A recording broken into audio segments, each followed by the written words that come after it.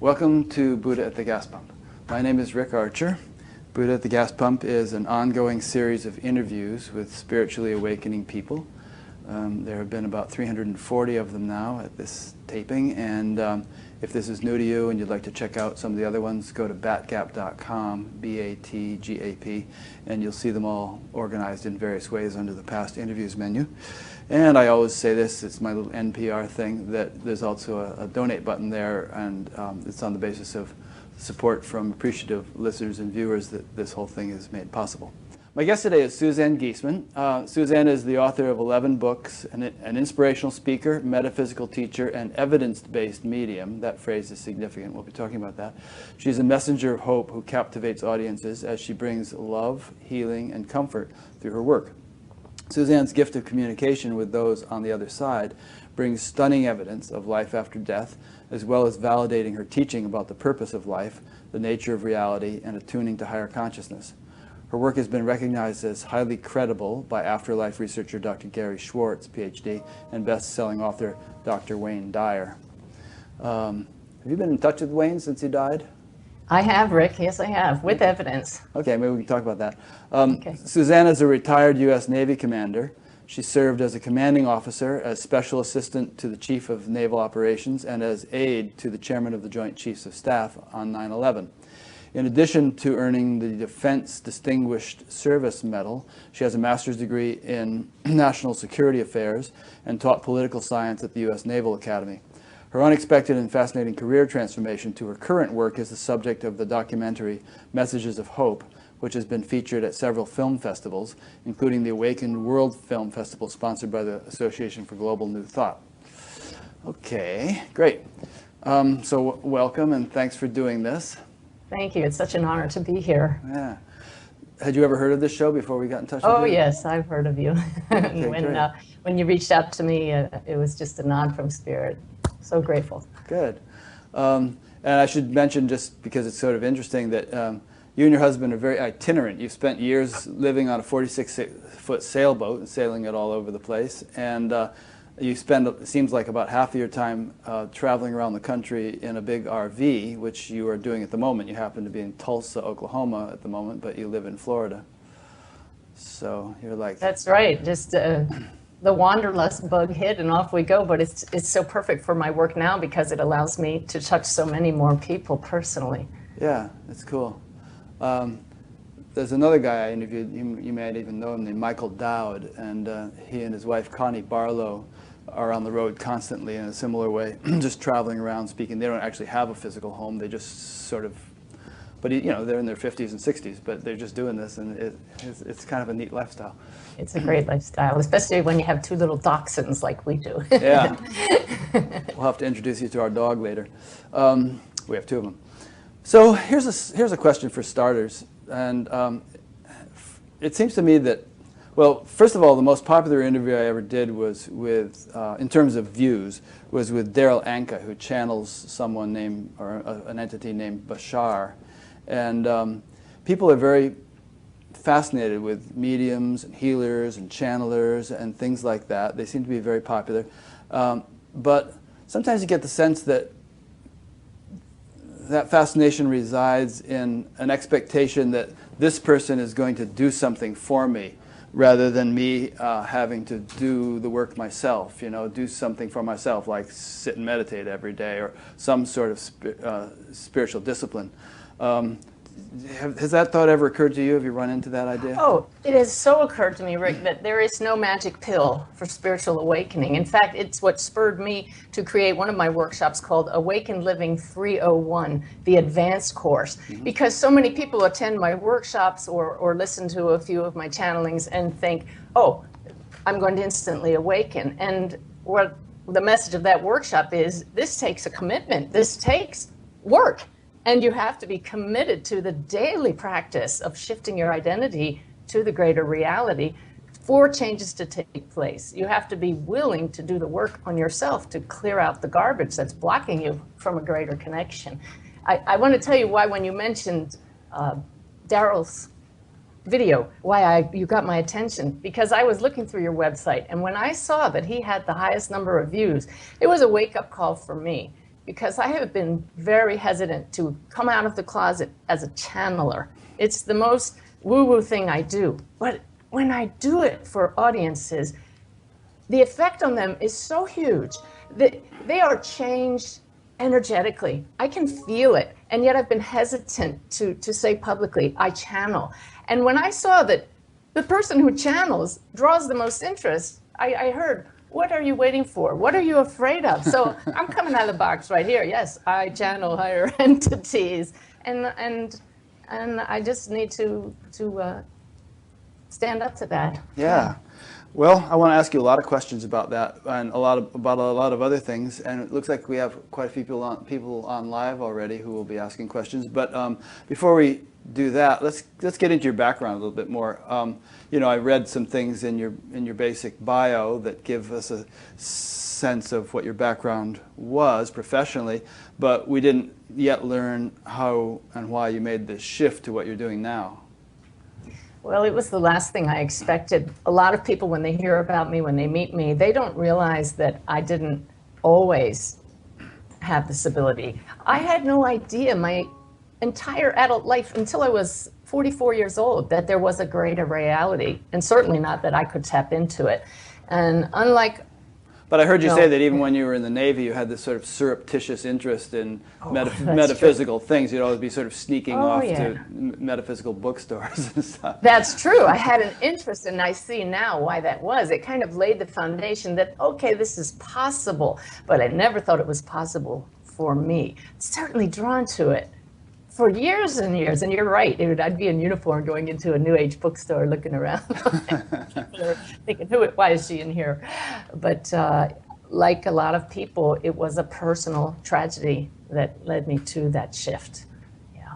Yeah. And obviously, if people read your books and all, they can learn the details of that. But it would be good to sort of run through it in brief, if you wish, just to sort of give people a sense of, you know. I will. Yeah, it was two events. The first one was 9/11. I was the aide to the chairman of the Joint Chiefs on that day, and we were in the last aircraft in U.S. airspace on our way to England. The chairman was going to be knighted by Queen Elizabeth later that week. I mean, I was so looking forward to that, and we never got there. I went up to the pilot 3 hours out over the Atlantic and said, take us back to Washington. And he said, Commander, our flight path is going to take us right over Manhattan. So those of us on that aircraft were the only people to see New York City, the burning Trade Center towers, and the burning Pentagon with our own eyes on that day. Very eye-opening for me to be stepping over jet engine pieces on the grass that day and start to ask, why were so many people in the wrong place at the wrong time? And I started asking those deep spiritual questions, and after a few months, just kind of put that to the side and got on with normal living.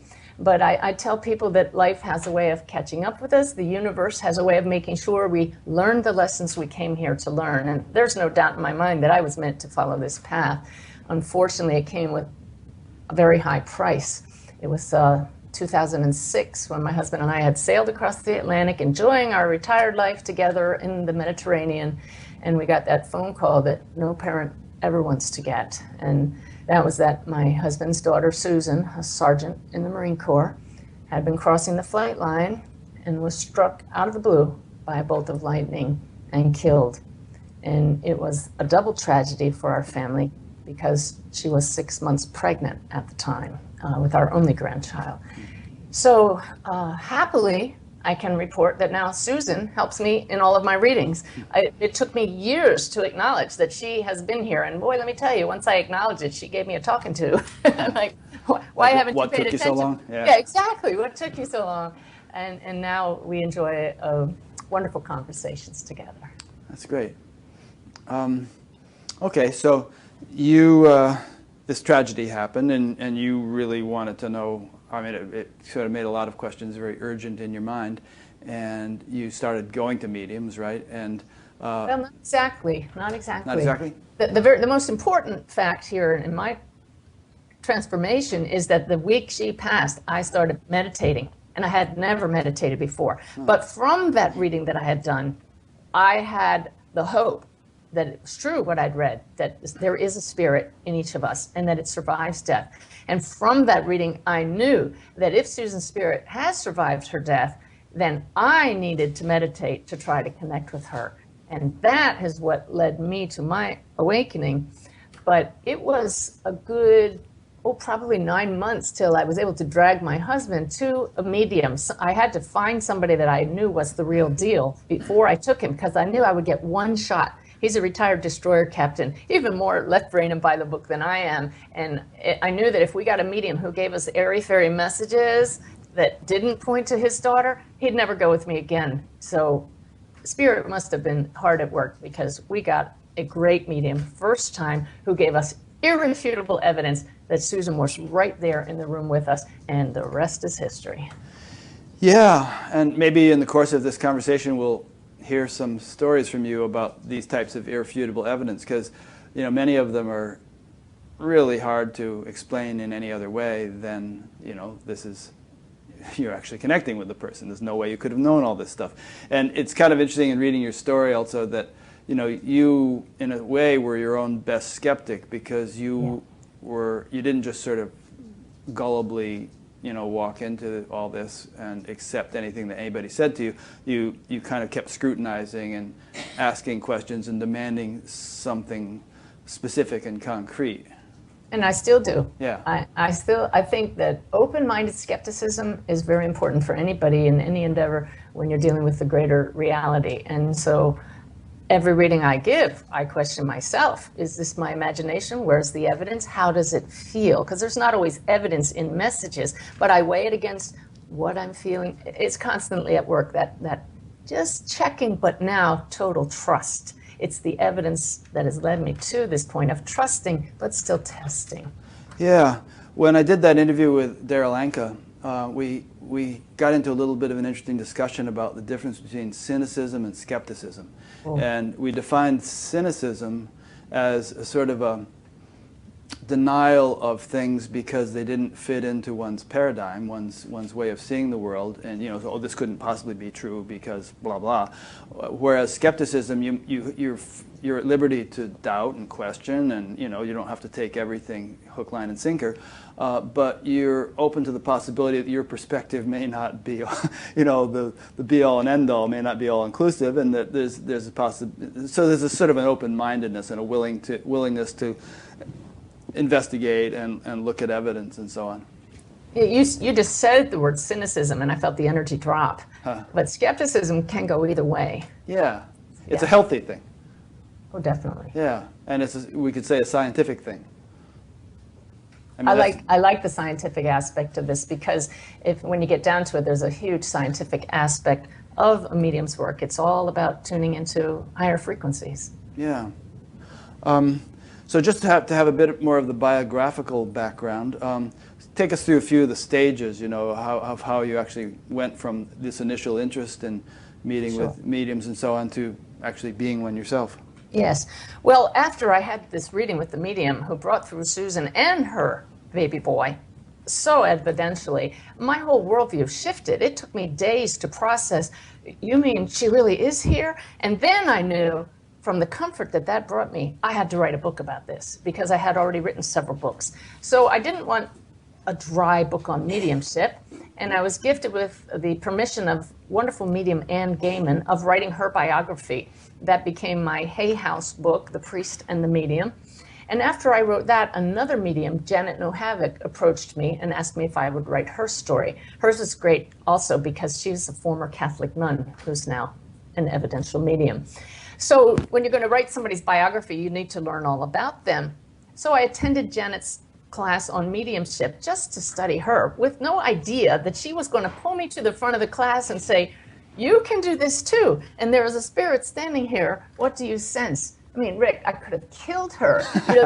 The Navy officer in me, when I step before a group, I'm going to be prepared. I'm going to know what I'm going to say. And she's put me on the spot and says, bring through a spirit. I'm not a medium. What do you mean bring through a spirit? But I trusted her.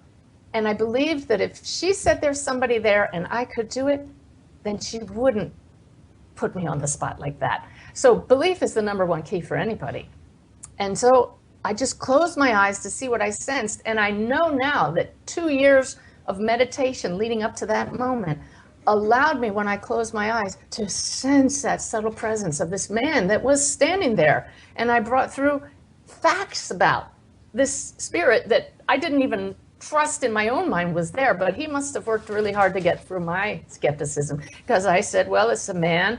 I sensed the age 70. He was an engineer, and I hear cancer, thinking I'm making all this up. And this girl in the class raises her hand and said, my dad was an engineer. He died at 70 of cancer. And I'm like, where did that come from? And then Janet pushed me a little further. She said, what else do you sense? I got a few more things. And I'm like, I'm ready to sit down. I was so uncomfortable. And she said, push yourself harder. So I said, okay. And I tuned in and I said, well, he's showing me a pair of black patent leather shoes. And I hear the word twinkle toes. And this girl said, my dad was a ballroom dancer and my mom always called him Twinkle Toes. That was the start for me. There was no turning back from then on. It's like, you mean I really can do this now? What a gift. I knew the comfort and the healing that that medium gave me when we went and she brought our Susan through. I thought, if I can do this for even one other person, I could change their life. And I just dove in head first, and I haven't come up for air yet. I ended up studying through all of Janet's courses. I went to study with the best mediums in the world in England at the Arthur Findlay College of Psychic Sciences, where they stress getting evidence. And spirits are playing with the lights in here. I love this. I don't know if you noticed the light going out. But I just haven't stopped learning since then.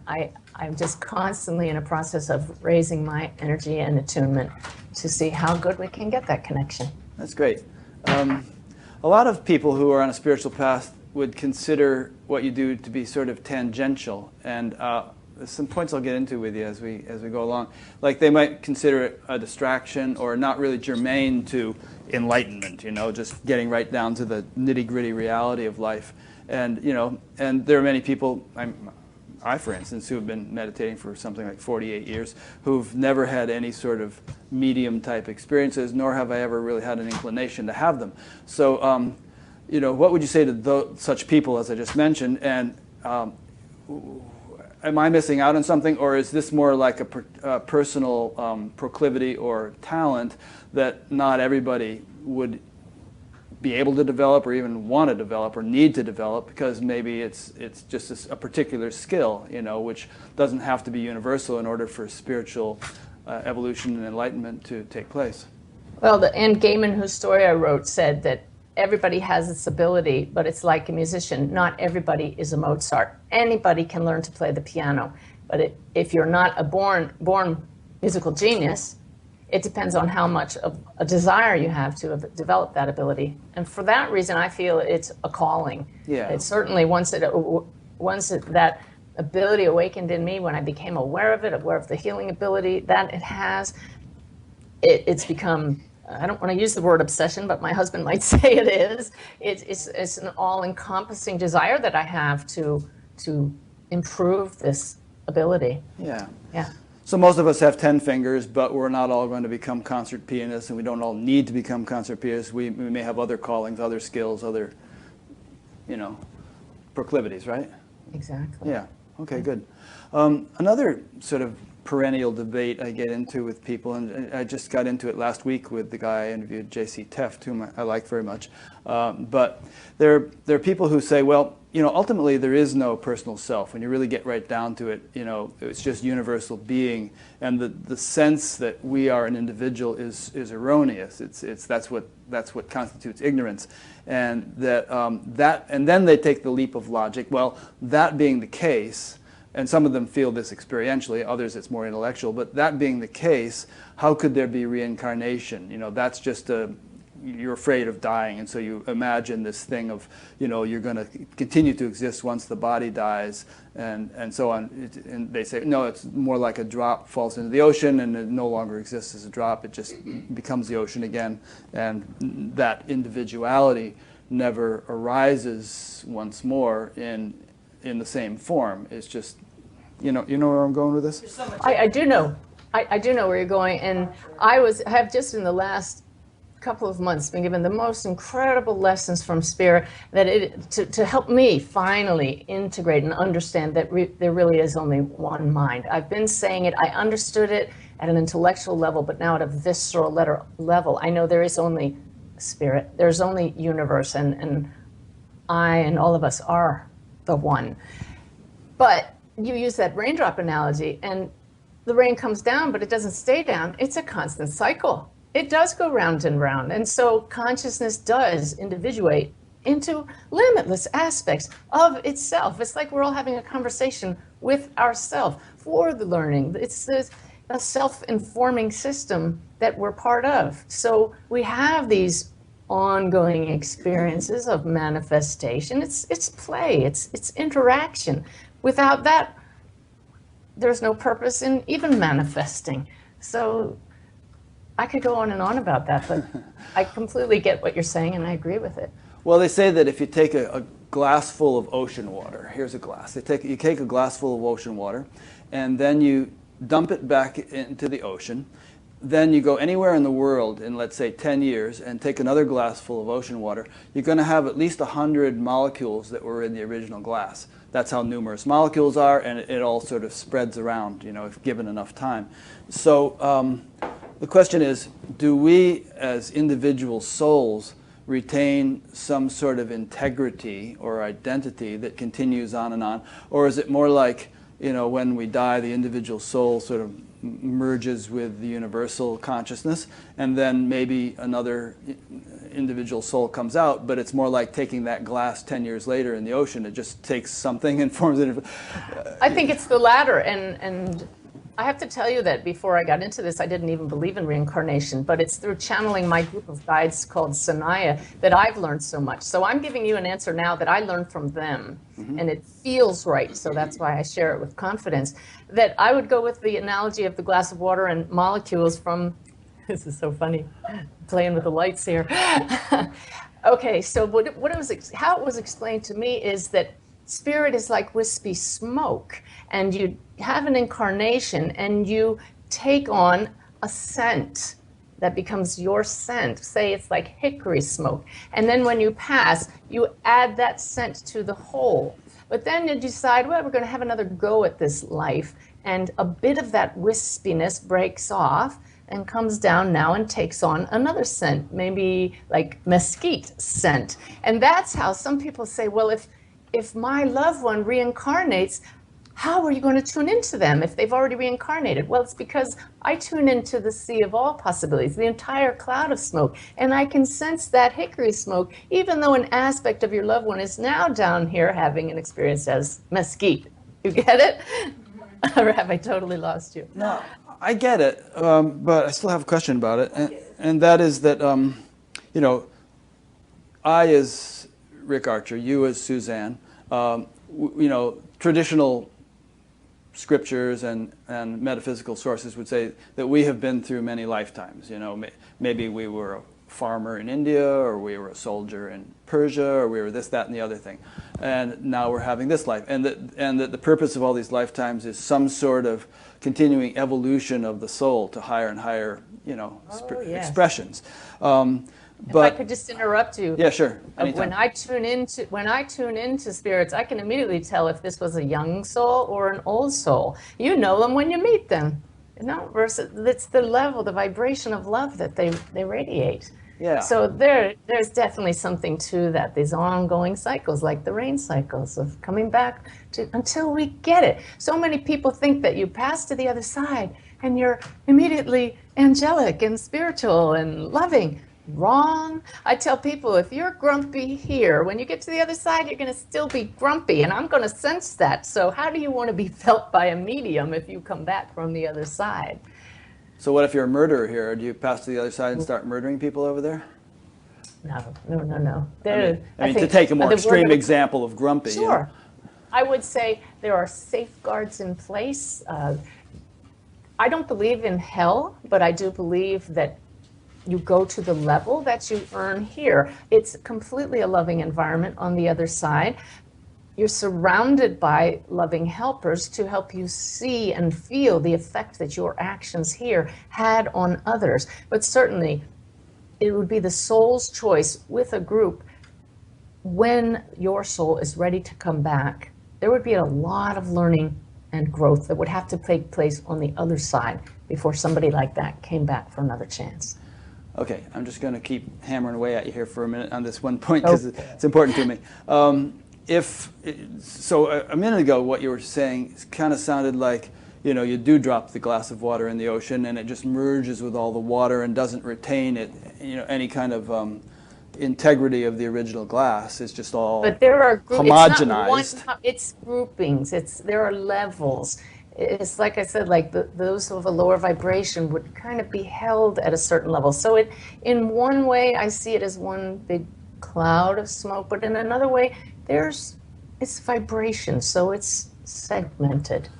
Okay, so is it fair to say then that it's simultaneously all one, but also individuated, and the individual expressions don't lose their integrity, and yet ultimately, essentially, if we want to get right down to it, it's all one. Yes, it's hugely important to understand that aspect, because we as humans think in this either or mentality. Right. But it's both, and we're both human and spirit. So we don't have to be so rigid in thinking it's either this or that. It can be all of that. Mm-hmm. Yeah. The reason I'm laughing is I was just joking with somebody the other day about the Schwartz commercials. You know, it's a candy mint, it's a breath mint. No, you're both right. And he said you have to be over 65 to get that. You know. Irene wrote out a question. It is not clear what you're saying. Do you believe? No, oh, this is for you. Oh, for me. Well, I don't know. You'll have to make it. Clear. It's not. Just read it. Okay. I can't read it and keep going at the same time. I have to write it in a way I can ask it. Just ask Susan to give some examples from her experience of reincarnation, or that life does continue after death. Okay. I'll just repeat that because it wasn't very loud on the mic. She's just saying give some examples of that kind of evidence for reincarnation, or that life continues after death. Right. Some people want to know about their past lives in readings, and I've stayed away from that because I've thought, well, I'm all about the evidence. I need the evidence so that I trust that I'm not giving them false information. That's very important to me to have integrity in the work. And so I have stayed away from that, but there have been several readings where suddenly I'm aware of a past life of a client. One recent one was, I told a woman that she wanted to take her own life now because of, I can't remember the details, but it was details from a past life in which suicide came up and how she had harmed someone, and that she was going to repeat certain cycles here until she dealt with that. Like a habit. The point here was that the issue that came up in the past life was exactly an issue that woman was dealing with currently that she had not yet shared with me. So I didn't know that about her, yet it came up in relation to a past life. So I don't have tons of stories of this to share with you now, unlike other topics we could talk about today. Mostly it's just a knowing from what my guides have shared with me that we do go round and round. My guide has shown me that a past life that we shared together, and I wouldn't have believed it, except he gave me facts of our life together in Russia. My husband was laughing at me. We looked it up online. It wasn't a famous figure, but he was somebody that worked for a famous figure. We looked it up. You should have seen my husband's eyes grow big when these facts, we found them online. And oh, yeah. It's pretty cool stuff. And there's TV shows like that where these little kids remember all sorts of minute details about a previous life, and they start saying all this stuff, and sometimes even speaking in other languages and so on. And then their parents take them to the town where they, you know, said they had lived, and they know the people, and they know this and that. Yes. You know, there's all sorts of evidence like that. Yes. Okay. So I haven't read all of your books. I've read a fair portion of a couple of them. But do you ever get or even see detailed descriptions of the so-called other side, the way Michael Newton does, for instance, with his, you know, life between life clients whom he hypnotizes back to the point between lives where they describe in great detail what it's actually like there? Well, I'll tell you, up until about a year and a half ago, I got bits and pieces. People were asking me, and I didn't get much. And then I went to a new level in my ability. I had another opening thanks to trusting this being who came to me to talk to me. And once I trusted her, it was Kuan Yin, by the way. I thought, how can Kuan Yin speak to me? This is one of those woo-woo things. You see what I'm constantly fighting against in myself. But she brought me evidence that it was her, things about her that I couldn't possibly have known. Once I trusted that, she said she was here to clear away my fears, to clear away my blocks. Well, within days, I got this incredible download about what life in the afterlife is like. And it was addressed in response to questions from Dr. Kenneth Ring. He's one of the leading experts in near-death experiences. He wrote a book called Lessons from the Light. And he had asked me, what's life on the other side like? And I responded, well, I really don't know, because I hadn't trusted what was being given to me. Well, suddenly, down comes this download. For an hour and 12 minutes, I wrote and wrote and wrote this solid stream from my guides of what life on the other side is like. I sent it to him, and Dr. Kenneth Ring, who's read thousands of accounts, said it was the most amazing document he has ever read addressed to him. And he gave me permission to put it on my website. It's right on the homepage right now. And to me, it feels very profound and very truthful of what we can expect on the other side. Well, people can read it on your homepage, but tell us a few tidbits from it.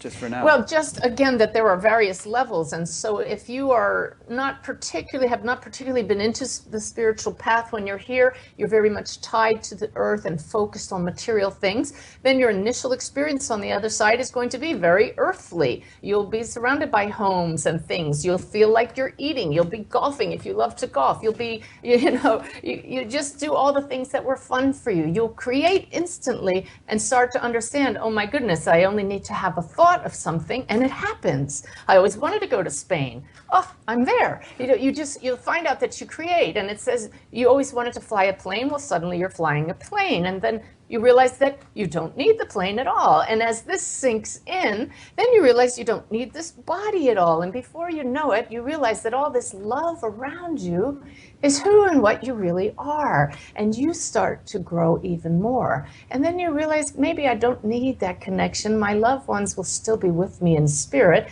And you shed the earthly things and you rise and you just keep rising. And then you decide, well, I know it was painful while I was back there on earth, but maybe if I go back, I can add to the whole a little more. It might be worth it for the whole to go back and do that again. So you reincarnate and you just continue that cycle. But when you come back the next time, maybe you won't have to eat and play golf on the other side. Maybe you go straight to having no body, and you just keep going through those cycles till you say, I've had enough of that earthly life. Now maybe I'll be a spirit guide and help one of those poor earthlings get through their life without stumbling so much. And that becomes your task on the other side. And then after you've served as a spirit guide for a while, then you just keep rising and going ever higher. Each of us growing and growing as aspects of consciousness. You say that one comes back because one feels like maybe I can add to the whole. But what if somebody comes back, let's say, with fetal alcohol syndrome or in some really dire circumstances? Natural question would be, well, how are they adding to the whole by getting into a life like that? Oh my gosh, because I would think that it was a more advanced soul that went into a body that had the probability of having fetal alcohol syndrome. The soul, the spirit, is already perfect. It's already whole. It is love. And so they're going to go into that body knowing that the mother is an alcoholic and that there is a high probability that the physical body will be affected. But by going into that body, those around my spirit are going to have the opportunity to experience love, to learn patience, to learn understanding, to learn compassion. So it's a sacrifice that the soul makes going into that body. If we come into a perfect body, not so much challenge for those around, you see? Yeah. And how about people that come in and start doing really bad stuff? Would they just be very confused souls, would you say? It's not like they've come in for some altruistic purpose, or if they have, they've totally forgotten it. And that's a younger soul, Rick, who is so... I believe that all babies come in as pure souls. I mean, and there's just a basic awareness, and it's those around us that affect our belief system and cause us to either shut down to who we are or remain open to it. So those who commit acts that are less than loving have become blinded to who they are from the very beginning, who we are eternally. So then free will as a human being takes over, and those very human actions come to the forefront. Whereas the soul inside all of us is always connected to love. There's a verse in the Bhagavad Gita where Lord Krishna says that Arjuna asks Lord Krishna, like, what happens if you're a spiritual aspirant and you don't complete it in this lifetime? And then, do you not perish like a broken cloud? And Lord Krishna says, well, no, you actually spend a long time in sort of the celestial realms, and then you come in back to you're born in a pure and illustrious family, or even in a family of yogis, although such a birth is more difficult to attain on earth. So doesn't that feel right? It does, and it sort of relates to your young soul, old soul thing. So it's kind of like there's sort of like an implication here that there's a certain amount of merit that's accrued, and that you benefit from that accrued merit. You reap what you sow is absolutely correct. Yeah. Here and in the hereafter. It's a continuous, ongoing evolution of the soul. You kind of implied that spirit guide, being a spirit guide, is a sort of a more advanced state, perhaps, than being an embodied human being. Well, correct me on that if I'm before. That's my understanding. Anything I say, I always know I could be wrong. I hope I'm not, but that's my current understanding. Yeah, like theoretically, a spirit guide could come back in human life and do things here. Maybe, I don't know. Sure. I mean, look at Jesus. Yeah. Does everybody have spirit guides?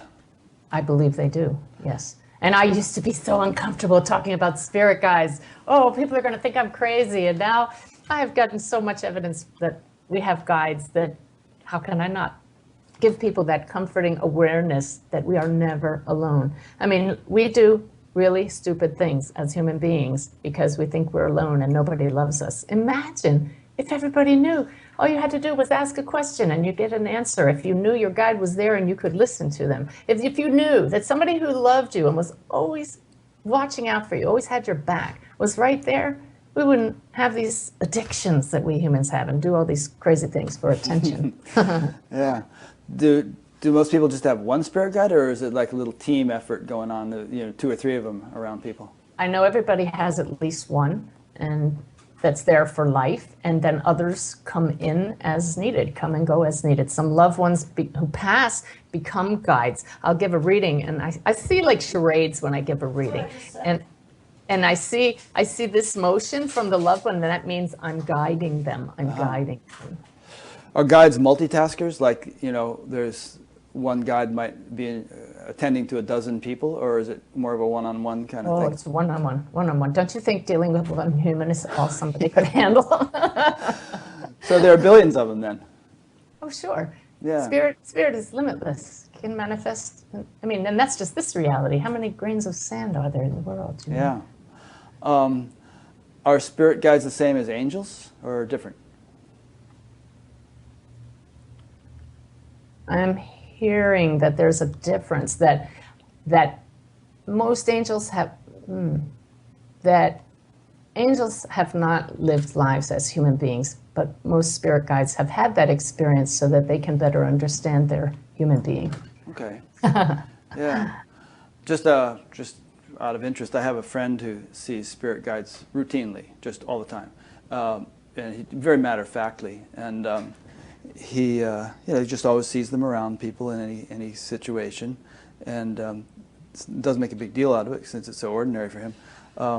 But one time we were in an elevator together, and this is shortly after I learned that he was experiencing this, and I said, "Hey, are there any here?" And he just kind of smiled, and then we got off the elevator, and he said, "Oh," she said, "they just said to me, don't point us out to people. If they're meant to see us, they'll see us." That's beautiful. Yeah. And an important point, people come to me in readings and they say, and then he said, "Oh, by the way, there were 3 on the elevator." Oh, nice. Everybody wants to know their spirit guide's name. And what my guides have told me is that they really don't have names. They recognize each other by their light, just as they know us by our light, our frequency, our vibration. And so the guidance I tell everybody is ask them yourself. They're just waiting to be asked for anything, to be acknowledged. And they love when we thank them and give them gratitude for their work. What happens when a person dies? Does their spirit guide get reassigned to somebody else, or what? If that serves the greater good. Okay. It may be time for them to graduate to the next level. Yeah. Can't be easy being a guide. Yeah. It could be like boot camp or something. I don't know. Oh, God. These questions are actually, I'm curious about this stuff. That's why I'm asking these things. And maybe this is elementary to people who have done a lot of esoteric reading and all, but, I don't know. Maybe some people will find these questions useful. And for those listening live, there are about 76 online right now. There's a question form on the upcoming interviews page on BatGap.com near the bottom. And if you submit questions through there, they will come to me. I can ask them. Well, actually, Irene sent one. Here it is. Say somebody on the other side does not come through in spite of the relative or friend's strong desire to connect. What could be the possible reasons for that? Or perhaps those reasons are not something we can understand. For instance, do you find that loved ones from the other side come through mainly when there is a need for some healing or resolution? It is always when it serves the greater good, and we don't always know why somebody wouldn't come through. Sometimes those on the other side are not ready to come through. There are some who did some egregious things when they were here, and somebody will ask, do you sense my father? And I'll say, I don't sense anything. And then the more I tune in, I'll say, there is somebody, but he's just standing back here and doesn't want to speak. It's as if he wants to give an apology, but he's just not quite ready yet. And they'll say, well, that makes sense to me.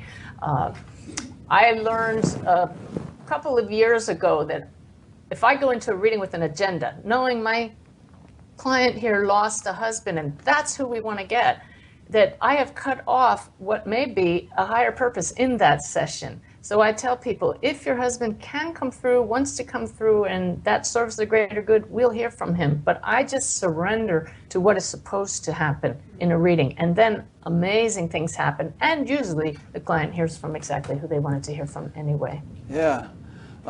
We often watch, especially Irene, but sometimes I also watch Long Island Medium, Teresa Caputo. You ever watch her show?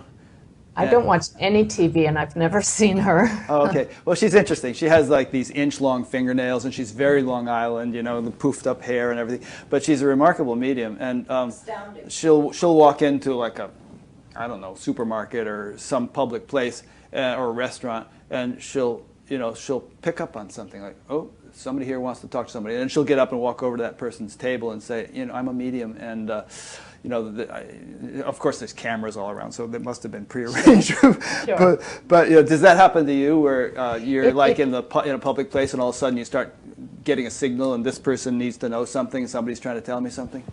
It rarely happens, and I kept asking my guides, why not? Because I wanted it to happen.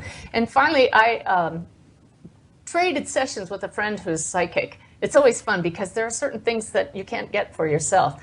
And I asked her that question. And she said, your guides just showed me a bunch of arms like an octopus, and they just wrap themselves around you. In other words, when you're off duty, and they're protecting you. And that made such sense to me, because when I give a session, I'm drained afterwards. And I would be doing this all the time. When people find out you're a medium, oh, can you tune into my dad? Oh, where's my mom? And I would just constantly be giving out energy. What I've learned is it's so important to have balance. But if there's truly a tremendous need, somebody will come through. I remember sitting at a nail salon next to this woman, and suddenly I'm hearing this voice say, John, John. And I knew it was this woman's husband. And I thought, oh my God, am I supposed to say anything? And he's pushing me. And I kind of looked at her. I did that Long Island medium thing that you just talked about. I said, I believe you've lost a husband. And she looks at me and she said, yes. And I said, and his name is John. And she said, yes. And I said, and he was an engineer?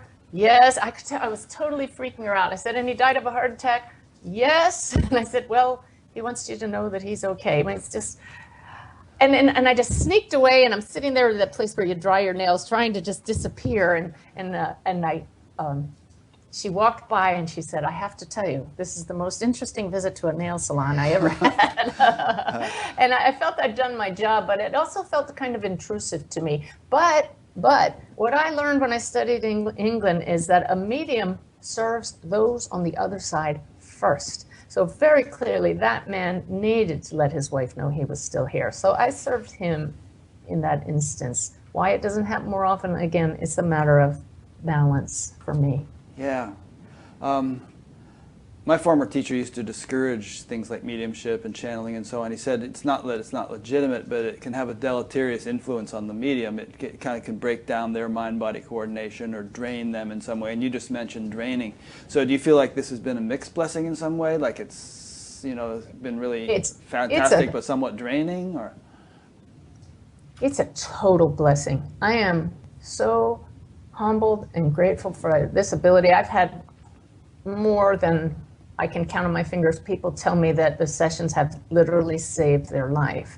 I get messages of gratitude every day, and so it's not a mixed blessing, but it is draining, and it is because I have that strong awareness that I need balance that I do very human things. This morning I was wiped out after a workshop last night, and my husband came and found me laid out flat on my stomach on the RV bed. He said, "Are you all right?" I said, "I'm so tired. We were going to go out and get some exercise."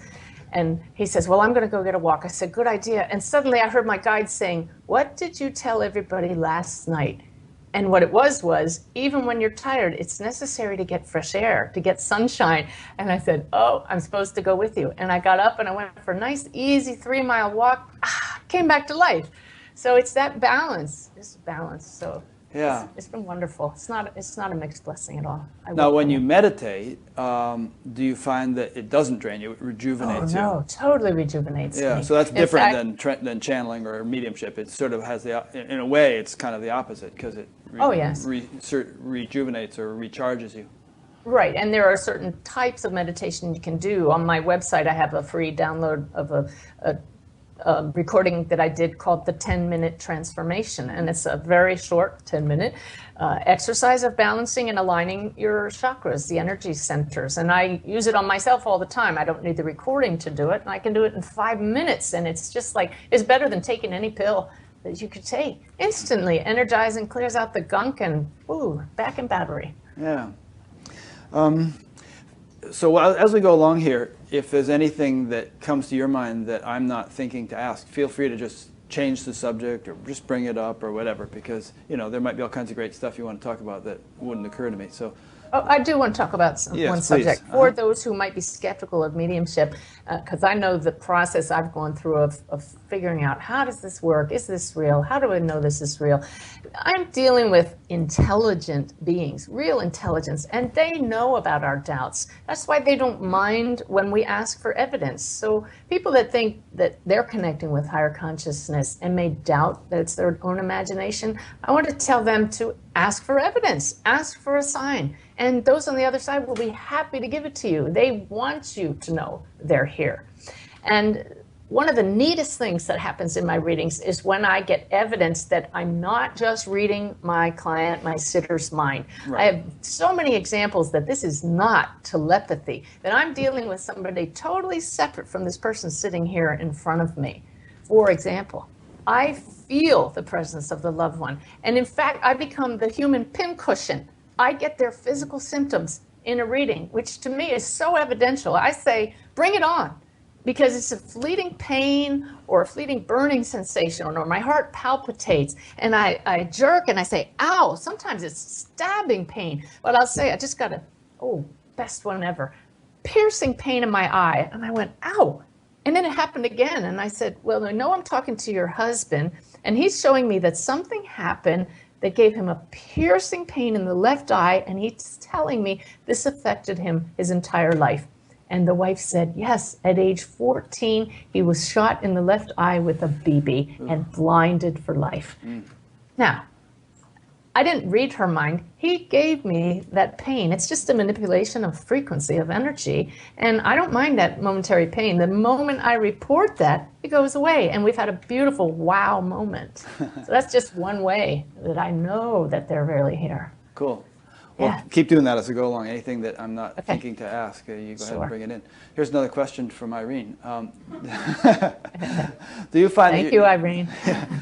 Do you find that you're, and Dan, you just send me questions if they come in, but do you find that Dan is a fellow in England who fields the questions and sends them over. Do you find that your vibrational level has to get much faster to connect with spirit, and is that why you could feel tired or drained because of the heightening of your vibrational level? It's that and something else. Yes, those in spirit are vibrating faster than we are, and they have to lower their vibration to match ours. So the higher we can get our vibration going, we kind of meet in the middle, which is why we're called a medium. Right. So yes, I do have to do a certain few preliminary exercises just to raise my consciousness, raise my vibration. But the second reason I think it's so draining for me, no, I guess there are three then. Second reason is that for 1 hour when I sit with somebody, I am so completely focused on that connection.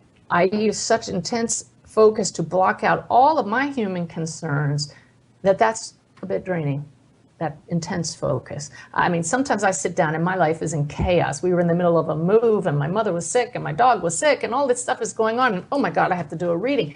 And to just block that out, it's just so amazing now to be able to focus, give 100%. That's number two. And number three, you're dealing with somebody here who is grieving. And it's very hard not to take on their energy and all of their life issues and all of the issues that spirit had is right in my energy field. So there are processes that I go through afterwards. I do that chakra clearing. I ground myself to clear out all of that and come back into balance. But it's the reason I only do one reading a day. And it's the reason my waiting list is quite lengthy. But I do know to protect myself and not overdo it. Do you always do the readings in person, or do you sometimes do them over Skype or something? Oh, most of them nowadays are not in person because I'm doing readings for people all over the world, all over the country. So Skype, phone, FaceTime, in person, the connection is exactly the same because I say to those in spirit, blend your awareness with mine, blend your energy field with mine. And of course, they're instantly here because they're not in some faraway place. They're pure energy that's everywhere. So it's just a shift in awareness. So it doesn't matter if the person I'm talking to is halfway around the world. The spirit is with them and with me at the same time. Let's talk about channeling a little bit. I know that channeling came to you quite unexpectedly. You were giving a lecture or something, or having a... It's like the last thing I ever expected or wanted to be doing. Yeah, and all of a sudden, like your finger twitched or your lip twitched or something, and next thing you know, you were starting to speak in this strange voice that sounded sort of Russian or something. And yeah, that was Boris, my guide. Boris. I've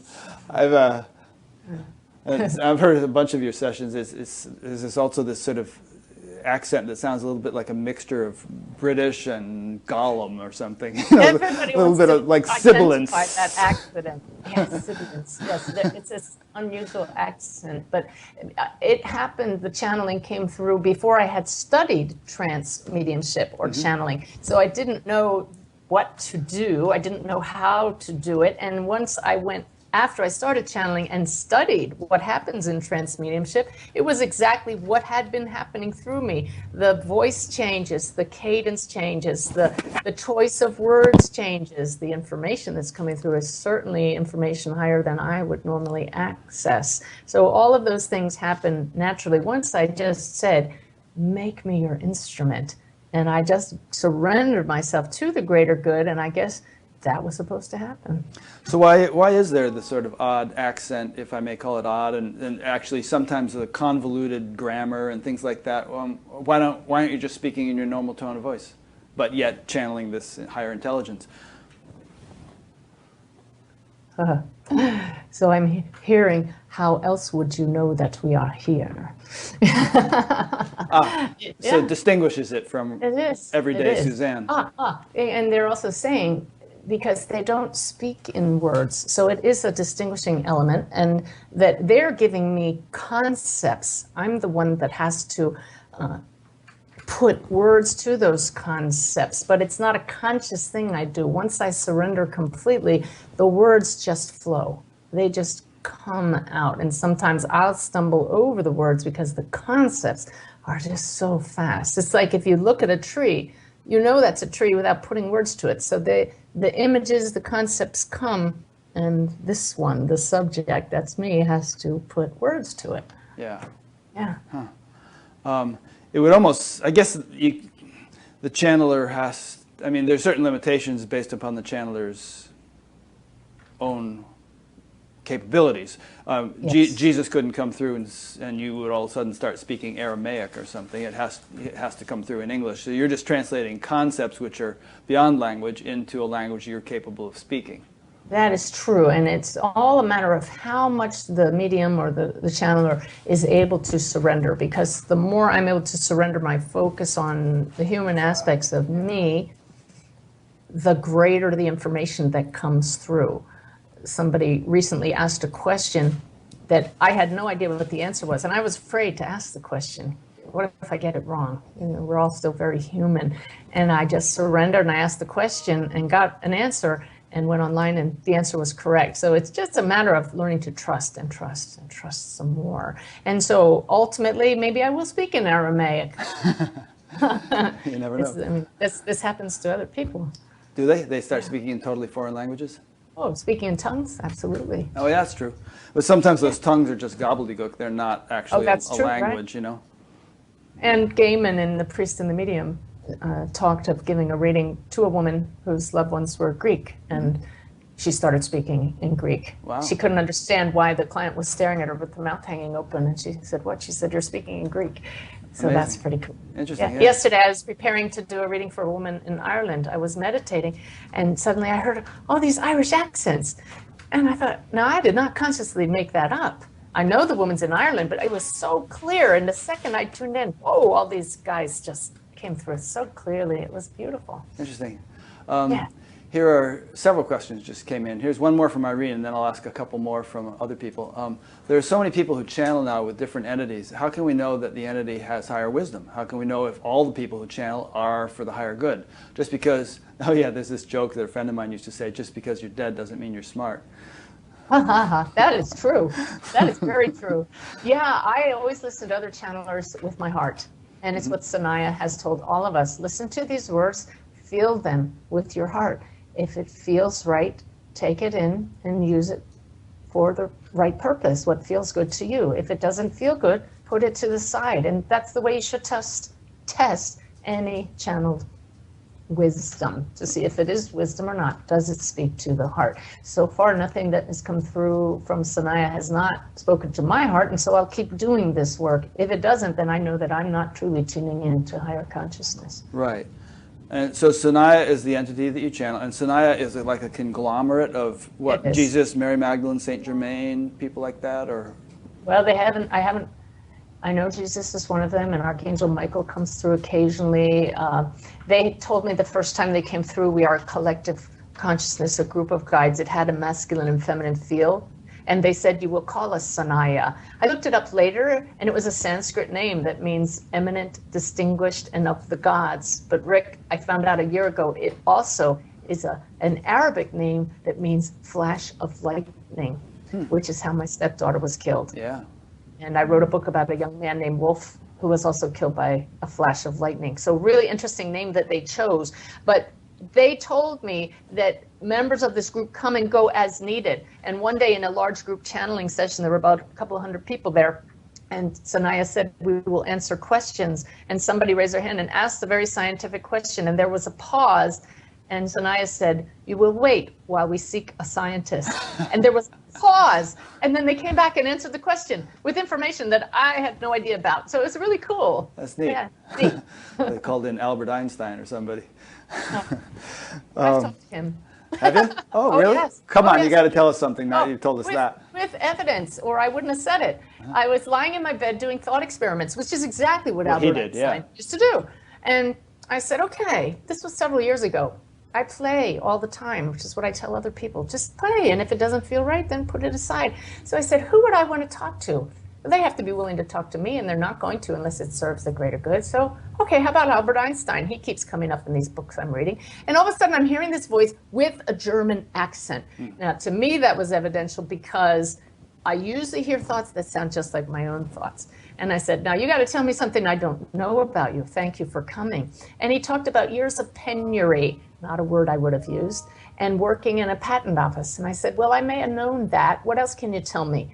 And I said, weren't you on the cover of Time magazine? And he said, see the one in a thin black tie and white shirt. I said, okay, I'm writing all this down. And then he said that he enjoyed time travel and he loved traveling with his mind to different places and different times. And he showed me a picture of him riding atop this red rocket, sitting on top of it. I thought, that's pretty cool. Sounds kind of farcical, though.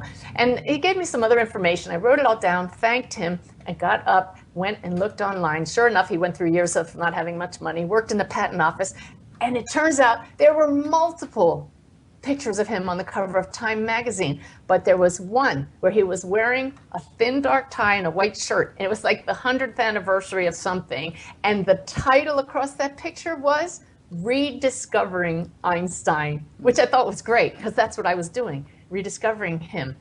Then they said, my guide said, look online, you will find that picture of him riding a rocket.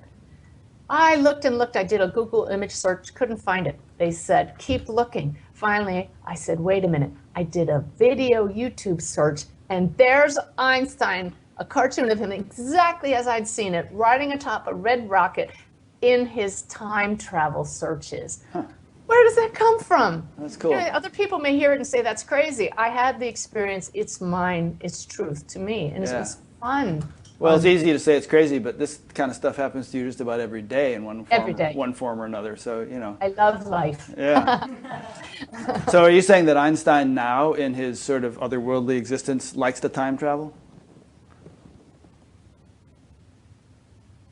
He's everywhere at once.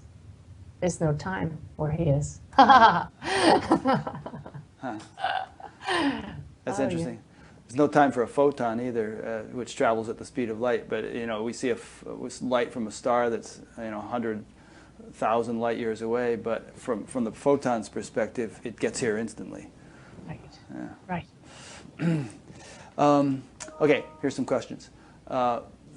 Jackie from France, I can't pronounce the name of the town, says, I learned through a channel that I had a teacher who was not in the body and that I needed to connect to him through automatic writing. I tried, but it just felt as though I was making it up, so I gave up. Do you have any advice on how to tune in? Yes, that was exactly the advice that my mentor gave me. She said, have paper and pen with you. When you're meditating, your guides will teach you. So I would get some flowery phrases, and just like Jackie, I said, oh, I'm making this up, because it sounded like something I could have come up with. Well, one day you talked about my finger twitching. That's exactly what happened. My finger twitched, so I picked up my pen. And this time the words flowed. A couple sentences, then a couple sentences more, till all of a sudden I had an oh my God moment. I realized the sentences were rhyming. And 3 full pages later, I was sobbing because I had written an entire poem. And it showed me the brilliance of those on the other side. If they want to get our attention, they will do so. They sent me a poet, the one form of writing I'd always stayed away from. And from that day on, that was, I don't know, 6, 7 years ago, that year was filled with 369 poems from Spirit until I finally say, I get it. I'm not making this up. It's really you. And it was that week that Sanaya stepped in. But I want to tell you, Rick, that in that period of time, I was always writing with my eyes closed to maintain that connection. And there was one time when Spirit said, open your eyes. And I opened my eyes and I looked down at the pad of paper in my lap, and my pen had run out of ink. It's like they knew that if I didn't open my eyes, I was going to miss the whole poem they were giving me. Yeah. So my advice to Jackie is to set your disbelief aside, let it flow, do your best to maintain that expanded state, and ask to be given something that you wouldn't normally come up with. Ask a question and start writing the answer in the third person. Like you are, you can, and let it go and let it flow until you start to notice that the words are not your own, and then you'll know that you've tapped into something beyond your human side. Is this the book that you have all those messages that you mentioned? That's one of two. In the silence, the first one was Love Beyond Words, of daily messages from Sanaya. I also post them every day on my website, and you can go there directly at sanayasays.com. They're just beautiful universal messages. I get emails from people every day. Oh, Sanaya was talking exactly to me today. That's just what I needed to hear. Yeah. You can also subscribe to that as an email thing, where you get a little email every day. Yes. Yeah. There was an episode on the Long Island Medium, Teresa Caputo, where her daughter brought home a Ouija board. And Teresa freaked out and said, Ouija board, very bad energy, get it out of the house. And then got out the smudge sticks and started purifying the house and all that stuff. So, I mean, and Ouija board is a way of kind of automatic writing, where you're being guided to move the thing around on the board. And in fact, my mother ended up in Payne Whitney Mental Hospital after some Ouija board experimentation back in the 60s, but there were other issues involved. But in any case, can there be a downside or a danger to automatic writing, Ouija boards, anything along those lines? I will tell you that I have no experience in that and really can't speak authoritatively on that at all. I've had no negative experiences whatsoever. But totally have you heard of negative things? I've certainly heard that. I've heard stories of that. I personally would not be afraid to deal with an Ouija board, but to me it's a cumbersome process because I hear directly now. Yeah, it's a lot slower than just writing or whatever, speaking. Yes. Yeah. Well, maybe the thing is that some people are more susceptible and perhaps able to be controlled by malefic entities, whereas others are they have a higher level of higher vibration, as you would call it, and are just not going to be pawns of those lower forms of intelligence. Yeah. It could be. I don't want to get into the whole evil spirits thing because I don't give any power whatsoever to that. I truly believe that we all have the light inside us, and that the brighter we turn it up, the more we are the light that we truly are. And I truly know in my heart that darkness does not like the light. So if you are the light, darkness does not come anywhere near you. Therefore, I do this work with no fear whatsoever. I just try to be the brightest light that I can. Yeah. I'll ask another question in a second from one of the listeners, but maybe this would be a good juncture at which to ask you for some recommendations as to how to brighten your light, so as for all the various beneficial reasons that would result in. Very important to sit in the silence every day and ask to know what true divine love is, to ask what spirit is, to ask what, I don't even like to use the word God because it has so many associations from what we've been told to believe in God. So to ask to know what the divine is, to have that experience of that. And because it's beyond anything we can imagine, it's just something we have to experience. So the daily process of shifting our identification away from our human side. The second thing is to be committed to making the changes within yourself to heal any wounds that you're carrying around. I am constantly aware of whether or not I'm being loving and radiating love and identifying with my soul. If I catch myself having any kind of judgmental thought about anybody, I stop and I say, whoa, that's human side. I kind of see us like we have a dial, and there's an H on one side for human and an S on the other side for spirit. And I try to keep it balanced, but a little bit more to spirit. But every once in a while, I catch myself going human. Like we drive this huge 42-foot RV. I drive it too. We're towing a car, so we're 60 feet long. Whoa. We're driving down the highway once in San Francisco. I can't believe I'm going to admit this on this interview. The traffic there is insane, by the way. This guy cut in front of me, and I cannot stop on a dime. And I'm tense because the traffic is intense. And I made a gesture that was very human, okay? And my husband's in the passenger seat, and he looks over at me, and he goes, all right, she's human. And I said, and at that point, it was H100, S0, and so I quickly recognized that in myself and just dialed back the light a little bit. But it takes an awareness that, yeah, we are both. See, it's not either or. We're both human and spirit. So we get to choose. Do you choose to have more peace in your life? Do you choose to have the experience of joy and love at all times? It's yours. It's right there. Dial it up with intention, with awareness of how you are responding to all the people that push your buttons. It makes life joyous to live like that. God, I could never go back to being age 100. That's a good analogy. Okay, here's another question that come in, maybe slightly similar to the previous one, but maybe it needs elaboration. Charlene from Campbell River, Vancouver Island, Canada. Sounds like a nice place. I have taken a channeling course, and I have only been able to connect to my guides when with my teacher, and it was only once. I meditate every day and connect to the fifth dimension. I'm not sure what that is, but she says she feels it, but cannot communicate. Is it just practice, or is there, I'm leaning over because I have to look around my camera, is it just practice, or is there something else I could be doing? Thanks so much.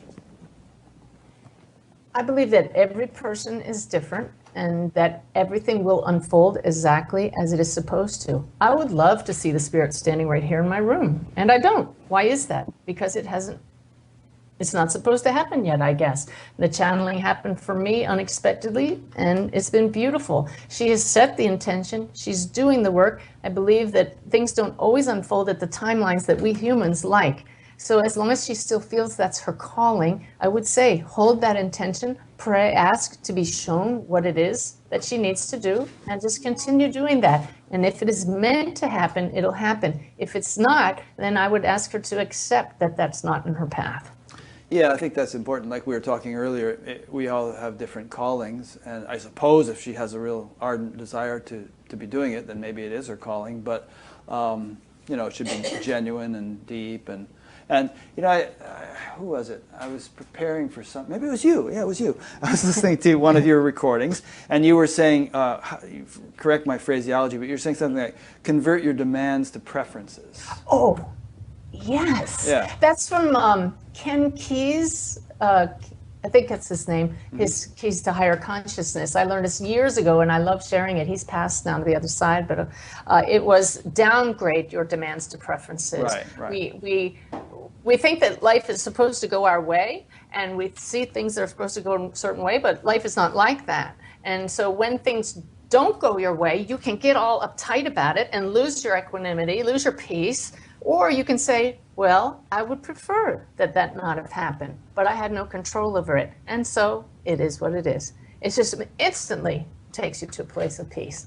Just like another phrase that my guides gave me, same thing. When life, the drama gets to be too much, you realize that you are both human and spirit. And you rise above, you shift your identity to that as spirit, and you look down on poor little you having all that drama. And in a place of total neutrality, you say this phrase, isn't that interesting? And it works with everything, Rick. It works with little stuff and big tragedies. It just instantly takes you to this place of neutrality where you can now choose. When I step back into that drama, how am I going to react? Am I going to go crazy and lose it? Or am I going to be calm and react differently? From a different perspective. It's great. I hand out little stickers that say, isn't that interesting on it. Yeah, I like both of those. And so in Charlene's case, we might say, you know, rather than sort of have a demanding attitude like, damn it, I want to be a channeler, channeler or bust. Yes. It would be more like, okay, well, if I'm meant to be a channeler, then I'll apply myself and it'll happen. But if I'm not, then maybe it won't. Maybe I'm meant to do something else. I wouldn't say that's wishy-washy. It's more like humble. You know, rather than I am running the show and I'm calling the shots, it's more like, okay, there's a higher wisdom running the show and I want to be in tune with that, but here's my preference. That is the main key to all of this work that I have absolutely learned, that all of these abilities are thanks to spirit. I don't do any of this. And let me tell you, Rick, they will cut off that connection in an instant if any of my ego gets in the way. I learned that lesson a few years ago in such a painful way that I was like, I get it. Thank you for that lesson. This is all yours. And I just, before I do a session, every time I say, I surrender. Because it's not me. Use me as your instrument. So yeah, we have to get out of the way if we want to be that instrument of spirit. Yeah. Okay, here's a nice one. Perhaps a little bit, we've covered some of this, but Dan says this is very nice and direct from Linda in Scotland. If I could, I would do this in a Scottish brogue, but I can't. So a lot of, maybe you can, a lot of non-duality teachers say that mediumship, which opens up as a part of an awakening process is a distraction to, might as well cover this again because I'm sure that some people are still harboring this thought, is a distraction to awakening, and focusing attention on that gets in the way of the awakening process. Would really like to hear your opinion on that. I would need to talk to her to see in what way is it a distraction, because it is in trying to expand my consciousness to increase my connection with those on the other side that I personally have awakened more and more. My life is so joy-filled. I am sometimes so overwhelmed with love, I don't know how to contain it. As a result of becoming a medium, the side effects of becoming a medium has been this connection with all that is, with everyone around me. It has transformed my life. It has been anything but a distraction. It's been the greatest blessing of my life. Yeah, so it certainly hasn't been a distraction for you. No, and so I really don't understand her question, so I value it, appreciate it, but would ask her to ask in what way it would be a distraction. Well, here's an analogy that's sometimes used in spiritual circles. Life could be thought of as like a big territory, and in that territory there are diamond mines and gold mines and all kinds of interesting things, and you can go after those mines and start exploring them and trying to extract ore from them or something, but it's not your territory. You don't own it. It so happens that there's a fort that commands the territory, and so you're talking all military now. Yeah, here we go. So what you want to do first is capture the fort, and then once you've captured the fort, the territory is yours, and you're at liberty to explore all the different mines without sort of being in a jeopardy kind of situation. And the fort in this analogy would be pure consciousness, the self, being, established in that, then explore at your leisure. But if you prematurely begin exploring before having established that, maybe you'll get sidetracked. That's the sentiment behind this concern. That again goes back to the either-or mentality. You're either awakened or you're a medium, and we're all of that. We're limitless beings. So follow the guidance of the heart. Good. Okay. I'm taking the questions in the order they're coming in. Here's one from Ali from Aledo. I don't know where Aledo is. Is there any way that I or anyone can do what you do? Yeah, I'm sure you're going to say yes to that part, but my heart has been so desiring and drawn to helping others receive messages from the guides and or angels, but I was told by a medium that it's something you've got to be born with, and it's not something that can be developed. If we can develop this ability to knowingly hear guides and angels clearly, how? Okay, it absolutely begins with the belief and that nudge, and he clearly has that. And I would again say to sit in the silence, to ask to be guided, to be able to expand your consciousness, continuously seeking to clear out any blockages within yourself, and to just continue that process and see what unfolds. I've just started teaching classes in mediumship, and it's going to be interesting to me to see how much students who have that desire can develop. Because I know that I started from ground zero, and you certainly don't have to be born with it. Yeah. Okay, good. Here's another question from Irene. And this actually one, see, Irene's psychic, she doesn't know it, but this hits close to home for you. I do know it. Oh, she says she does know it. Sometimes loved ones from the other side will communicate with us through manifestations on Earth, such as having their loved ones see repeatedly butterflies, there you go, yes, or feathers or shooting stars, etc. These are seen as a symbol of their presence, and this will be verified by a medium. What are the mechanics, or how can the other side create these effects on Earth? Okay, the butterflies were the symbol that my stepdaughter Susan sent me right after she passed in such a stunning way that I couldn't ignore it. At first I did, and then it was in-your-face butterfly. Yeah, tell that story. That's situations. cool, where you're hiking in Crete on the trail. Oh, yeah. Well, we had been sailing along in the Aegean Sea in Europe the week after she died, and my husband said, Suzanne, did you notice that yellow butterfly that's been following the boat for 3 days? I mean, that just doesn't happen on the water. And I said, yeah, I did notice that. And I looked down, and the next line in this book I'd been reading about the afterlife that I picked up just after her funeral says, those in the spirit world often send us signs that they're around, which can be as subtle as a yellow butterfly in December. This was from George Anderson's book, A Medium. And just then the butterfly flies right between us and leaves us. And we just kind of said, well, that was kind of random. So we docked that night at this little island off of Croatia, and there's a swarm of yellow butterflies around our boat, and only our boat. Oh, What's with the butterflies? I don't know. You know, not giving any credit to Susan for any of this. So the next day we decided to go for a hike before we get underway in our boat. We're hiking up this hill and I'm saying, Susan, are you really still here? It's just a week since she's passed. Please show yourself to me. I'm very naive at this point. I think I'm going to see her standing on the trail. I still haven't seen her, but I feel her constantly now. But please just show yourself. And I tell people, it's in my documentary, I can just imagine her now on the other side. Haven't you seen the butterflies? Because all of a sudden, this butterfly comes out from my left side, out of nowhere, flies a complete circle around me, bounces into my heart, goes down the trail in a beeline, 50 yards, straight towards my husband. I yelled, Ty! And he turns around just as the butterfly hits him right at heart level, flies around him in a circle, and flies away. I got goosebumps telling this story again. Right then, I knew, okay, Susan, you are here in a way that I can see. Now, do I think Susan's a butterfly? No. But now I know everything is consciousness. You know, you look at a flock of birds, they fly as a group consciousness affecting them. So wouldn't it be easy for higher consciousness to say, we're going to blend with the consciousness of that butterfly, and just like a little remote control, right? Turn right, turn left, go in a circle. Right now, dive on the heart, you know, and now fly off. Mission accomplished. You know, it's just playing with consciousness. I don't know how they manifest the pennies out of nowhere. Haven't figured that out. Pennies? Pennies. I mean, there's a very dear friend of mine. Yeah, pennies. A friend of mine has these pennies appear. There is no explanation than that her husband is sending them. I don't know. Well, I guess when you get to the bottom line, everything really is just energy. In a way, this is an illusion. So, okay, we want to create a penny and get a message across. Let's do it. But can't explain it. Huh, that's interesting. Yeah, Irene seems, there seems to be some in-group knowledge here, because Irene's saying, oh yeah, pennies. I don't know about the pennies. Oh, whoa, watch out now. Have a few land at your feet. Can I have like $20 gold pieces or something? No.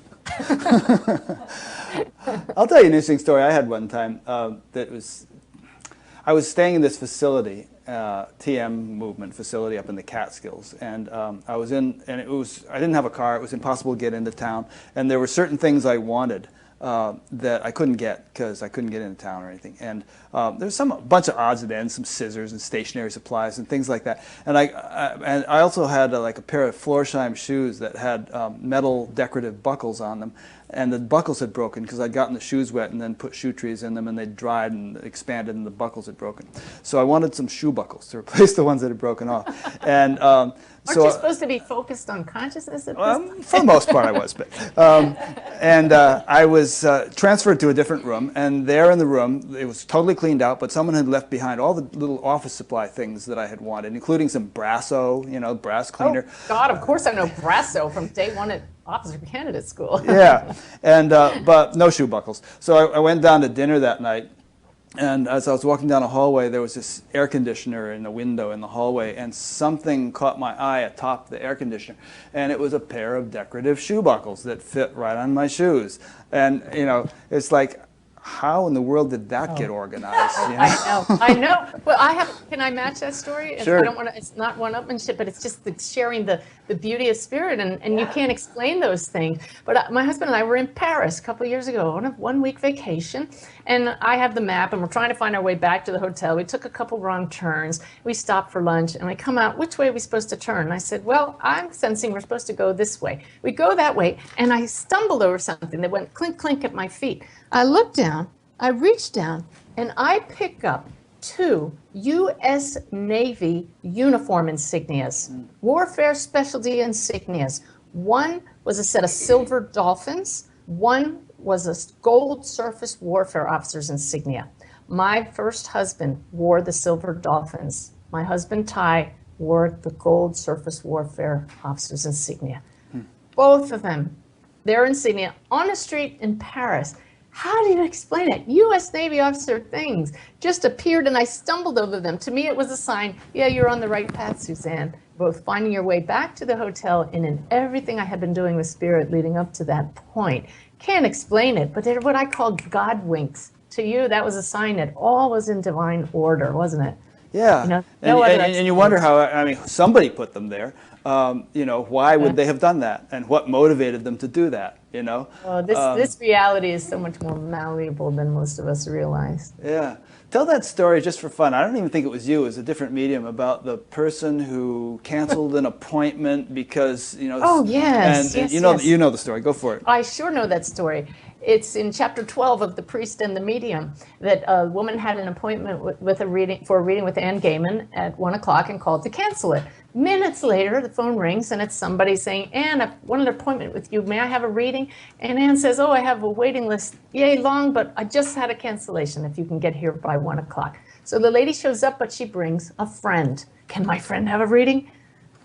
Anne says, well, I have this guy flying in from New York at 2 o'clock. If you're willing to wait till 3 o'clock, I'll read for your friend as well. Great. So her friend sits on the porch and does the reading for the lady who's filling in the cancellation. Beautiful reading. The woman's mother comes through with great evidence. She shows the red Victorian house where they grew up, lots of evidence. Very satisfying reading. Well, it's 2 o'clock. Here comes a cab with the guy from New York. So Anne has the lady sit on the porch with her friend. The guy passes the two ladies, comes into the reading with Anne. And Anne realizes right away, uh-oh, I didn't shut down the connection from the previous reading because that lady on the other side is still here. So she's kind of trying to tell her, go away now. I want to get this guy's loved ones. And the guy from New York says, excuse me, Miss Gaiman, but I need to tell you something. I really don't want to hear from loved ones on the other side. What I was hoping was to find my long-lost sister. And at this point, the lady in spirit is going like this, because it's his mother. And Anne realizes this. She grabs his hands, stands him up and says, come with me, and takes him out to the porch where she says to the guy, this is your sister. And they hug, and Anne Gaiman cries every time she tells this story. I get goosebumps every time. And Anne and I always say, do you see how hard that mother in spirit worked to make that happen? Of course, she knew her son was going to meet with a medium. So somebody had to put the thought in the 1 o'clock appointment lady's head to cancel the appointment. Then the mom had to say to her daughter from spirit, call Anne Gaiman now. And so we have all these thoughts and we think they're our own, but I've had so many experiences like this where I know that our thoughts are put in us by our loved ones. This is why when they say they're guiding us, they really are. Our thoughts are not our own. It's just one mind. But it's even more than that, Rick, because the mother also had to say to her daughter, and take a friend, because this was pre-internet days, pre-cell phone. The lady would have had a reading and got up and left, but instead she had to stick around. And so that when Anne figured out what was going on, she was sitting right there on the porch. Isn't that great? So which one was the sister? Was it the lady who had made the 1 o'clock appointment, or Yes. was it the friend she had brought along? No, it was the first lady. I see. Because that's the mother she brought through in the reading. And that lady stuck around because it was the same mother to both of them. Uh-huh. That's really cool. I see, right. So she wouldn't have she would have gone home otherwise, right? Oh, if yeah. she hadn't brought the friend. Yeah. Yeah. That's really neat.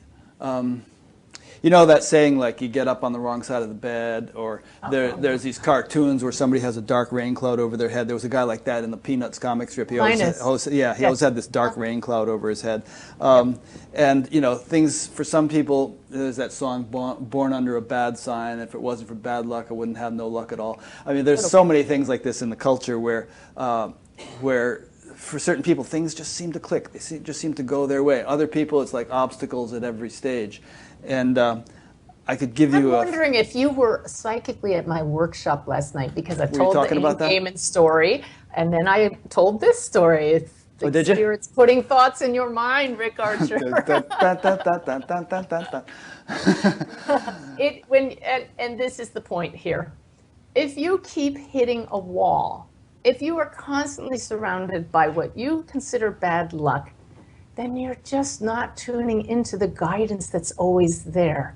If you can sit in the silence and ask, guide me, show me where I'm going wrong, and be open to what you hear and act on it.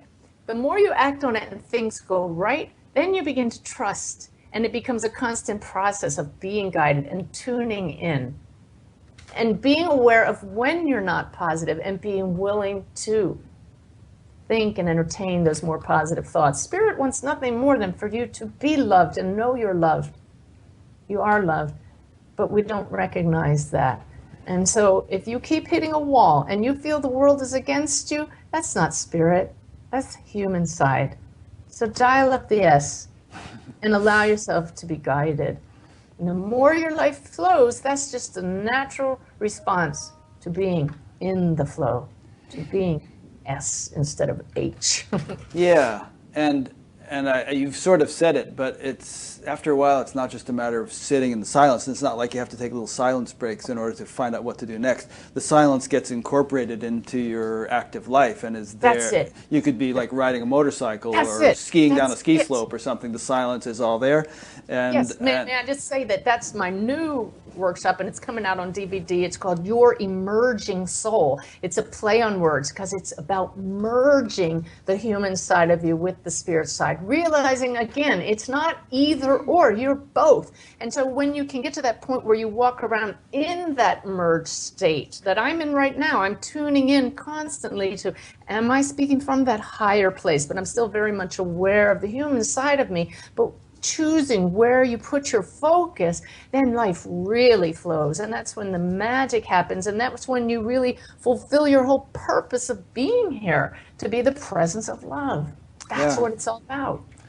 Just to bring in another military example, and to quote the Bhagavad Gita again, there's a circumstance where the hero Arjuna is faced with a battle, and he doesn't want to fight the battle because many people he respects are on the opposing side, and he doesn't know what to do, and he's distraught, and he just wants to give it all up and sit down and live on alms for the rest of his life. And so the advice he receives from Lord Krishna, who is his teacher, is, okay, first transcend, first get to the silence, and then establish there, perform action. So you can't work it out intellectually necessarily, but if you get established in being and then perform action, yoga-sta kuru karmani, then you'll do the right thing. This is where the balance is so important, because I'm married to very much a military man, and I love him with all my heart, and I so respect him. And so we have these conversations at dinner. I've stopped watching the news because I don't buy into all that negativity, but we have the discussions about what's going on, and I have to honor his beliefs and his opinions. And one time he called me naive, and we had a discussion about that. And I said, I'm not naive. I'm choosing where to place my focus. But there are times when I am very much the realist. So I choose whether to be in this world, but not of it, or just be, it's a choice that we make all the time. So yeah, I could be very human if I want, and I can take sides, and I can get totally into all of this drama, but I choose peace. I choose peace. It doesn't mean I'm not aware of what's going on in this physical world, but I know that there are two worlds. This is not the only one. Yeah. And even in this world, you know the old blind man and the elephant story, right? Sure. You mentioned the word paradox earlier. It's like one can have one's preferred side, but one can also see the paradoxical opposite of that as also having some legitimacy, And so it's not like I'm totally right and they're totally wrong on this, that, or the other. No, that's the thing. That's the thing. It's that either or mentality is what makes us say, I'm right, you're wrong. And the second you recognize that, say, whoa, that's human. I choose to identify more with the soul. And that allows other people to believe what they believe without judging them. And that is such a beautiful place to be. Yeah. Then you feel the love that's beneath all of that. Right, and it's not like you're not going to be able to vote because you don't have any preferences or opinions or anything else. Exactly. You can do it, but, variety makes the world, and, yeah, okay, we got the point. How, I know you asked this of yourself when you started. Well, actually, here's another question that came in. Let me ask this one first. This is from Annie in Albuquerque, New Mexico. Suzanne, when one with no experience in such things senses or even sees a spirit, is it wise to address or speak to it or try to engage in some sort of communication? Yes. Are there potential dangers one should be aware of in summoning communication with spirit forms? No dangers as long as you are the light. Turn up the light. There's no danger to you. And absolutely acknowledge that spirit, that they came to you for a reason, because you can see them. So you say, why are you here? How can I help you? And maybe they just need to be told, you're okay. and I'll get a message to your loved ones if that's what you need. But as long as you know that you cannot be harmed because you are love, you are the light, then just ask them why they're here. Why else would they show up? They have something to say. Yeah. And you know, we've been trained to fear spirits, to fear ghosts. That's just a belief system. What does the heart say? It's all love. Incidentally, did you ever see the movie Ghost with Patrick Swayze? Yes, and Demi that Moore? scene with Whoopi Goldberg where the whole family's standing behind her saying, I want to talk. That's exactly what it's like in a reading. Yeah. Yeah. That was a great movie. And Patrick Swayze sings I'm Henry VIII I am over and over and over again to get Whoopi Goldberg to finally agree. He says, you're driving me crazy. Okay, I'll do it. Bruce Joel Rubin. Yeah, Bruce Joel Rubin was the screenwriter for Ghost. He won the Oscar for it, and I interviewed him a few months ago if you want to check that one out. Okay, I'll tell you that we really want to bring home the point that we're dealing with intelligence here at many levels. I just gave a reading yesterday, as I mentioned, to a lady in Ireland. She'd been on my waiting list for over a year, and I tried to reach her, couldn't get her. She had first contacted me through Facebook, so I messaged her on Facebook, no answer. Tried several times and finally moved her to my list, my could not reach list. So, I don't know, just like a week or so ago, no, longer than that, she called me and said, where am I on your list? Isn't it time? And I said, there you are. Yes, let's schedule a reading. So I did the reading yesterday, and she said, you have no idea how timely this is. Because her husband came through with incredible evidence. I can't share it because she didn't give me permission to, but it was just, there was no doubt it was her husband with messages that she needed to hear. She didn't tell me that. He said it, and she said, oh my God, you have no idea how healing that is for me. Well, guess what? Her husband only died 2 weeks ago. Wow. When I originally tried to contact her, he had not yet died. And he was not yet, at that point, able to tell her the messages that he brought through that she so needed to hear before he died, physically able. Yeah. And so I absolutely believe that there was an influence that made it impossible for me to reach her because she wasn't supposed to have that reading yet. So cool. Which also shows me that it doesn't matter how long somebody's been gone. I brought through somebody within days of their passing. I tuned into the spirit of Edgar Mitchell, the astronaut, within 2 weeks of his passing last month, with evidence, amazing evidence. And it's really cool. And if those on the other side want to get through, either they'll do so themselves or they'll get help from somebody to communicate through a medium. And just, we've sort of done this, but I just want to rehash it a little bit. Like my mother, for instance, died in, I think, 1989, so quite a while ago. And I often get the feeling like she's saying, yeah, Ricky, you're doing a great thing. I love your show, all this stuff. But she may very well have reincarnated already. In fact, we got a message from somebody at her funeral saying she won't be gone long. She'll be born 9 months from now or something. I don't know if it was true or not. But as we discussed earlier, I could still tune into her if we did a dedicated session, sure. Yeah. Because the essence of her that was her is eternal. And it's like that wispy smoke with her certain unique scent, aroma, you know, even though an aspect of her may have reincarnated. Yeah. It's not all or nothing. It's not one strict essence that now goes and becomes this blob over here. They're talking about spirit. Yeah. So on that note, you and I and Irene and everybody listening, we exist we could almost say predominantly on some higher plane, and yes. And only a little portion of us, like a little handful of clay from a much larger piece of clay, has come to take this earthly existence. Yes, yes, and that's the thing. We're so limited down here, and the more you expand your consciousness, the more you're aware of how much you are a part of and how inseparable you are from it and how interconnected everything is, to the point where they can put little shoe medals on top of it. Yeah. Are we doing good? You're not pressed for time or anything, are you? What is time? Okay, good, because I can keep going for a while here. Along those lines of thinking, you know, if you can sort of be predominantly in the higher realm or whatever, and yet having taken a human incarnation, can you take 2 or 3 or 4 or 5 incarnations at the same time and be, you know, might I also be a taxi driver in San Francisco and a, you know, pole dancer in London or whatever? I know. Yeah. The people in the room just saw it too. Maybe some of your listeners will rewind and see this little twitch in my lip that happened just then when you asked that question. As I tune in, I can't help it. I get this little Elvis twitch that I cannot create for you, but when Boris and my guides are talking, it happens, and it's so ugly. I tried to get them to stop, and then I realized I love it, because to me it's so affirming that they're talking, and they're saying, listen to us, and they're saying that you are all that is, and there are multiple incarnations happening at once, and if you were aware of all of the lives that you were living at this point, you could not handle it. It would be as chaos in your mind.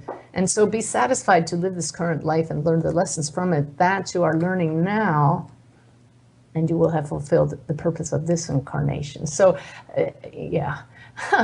So what I'm getting from that is that there's just so much more than we understand, and our little minds at the tip of this little inverted triangle can't even acknowledge what's going on here. So yeah, we probably are that taxi driver over there, and it's why you look like that person. It's why you have deja vu with that person, because everything's happening all at once, but that's too much for my little brain to comprehend. Yeah.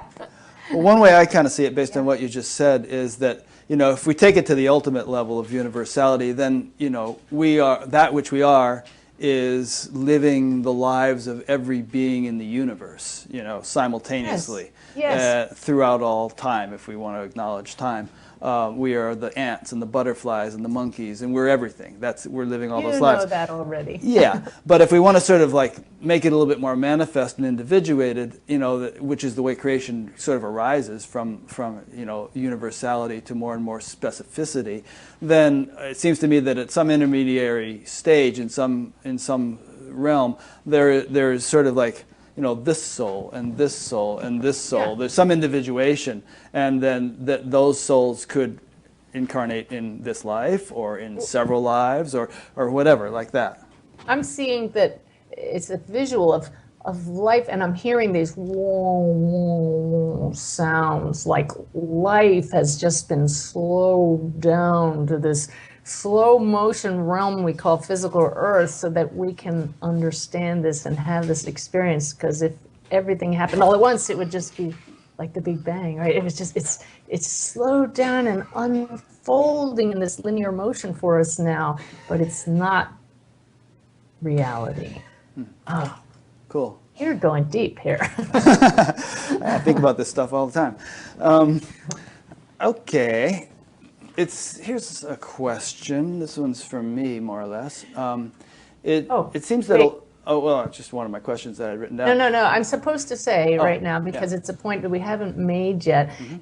We've gotten off the mediumship, and that's fine. I love these deeper questions. But to tell anybody who's listening to talk to your loved ones who have passed.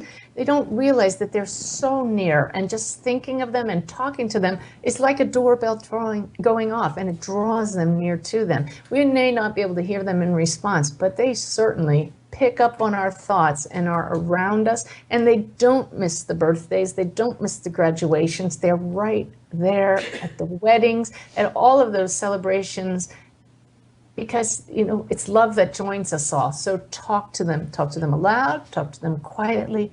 They hear you. Nice. All right. Okay. Hi, Mom and Dad. Hope everything's... That's it. So, a lot of people, it seems, channel or say they're channeling the same people. Jesus, Mary Magdalene, Saint Germain. There was a guy in our town that said he was channeling Saint Germain. And so,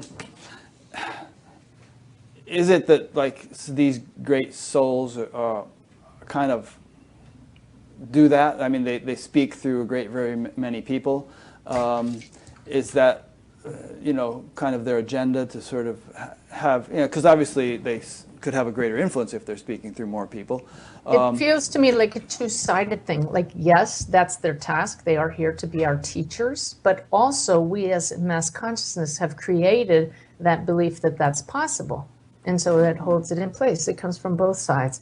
That we believe we can channel the masters, and so we do. And they're there for us. We create that experience. But they're created in consciousness, and so from their side, the two come together. Yeah. Wow, I've never expressed it that way, but that's what I'm being shown, and that makes sense. Good.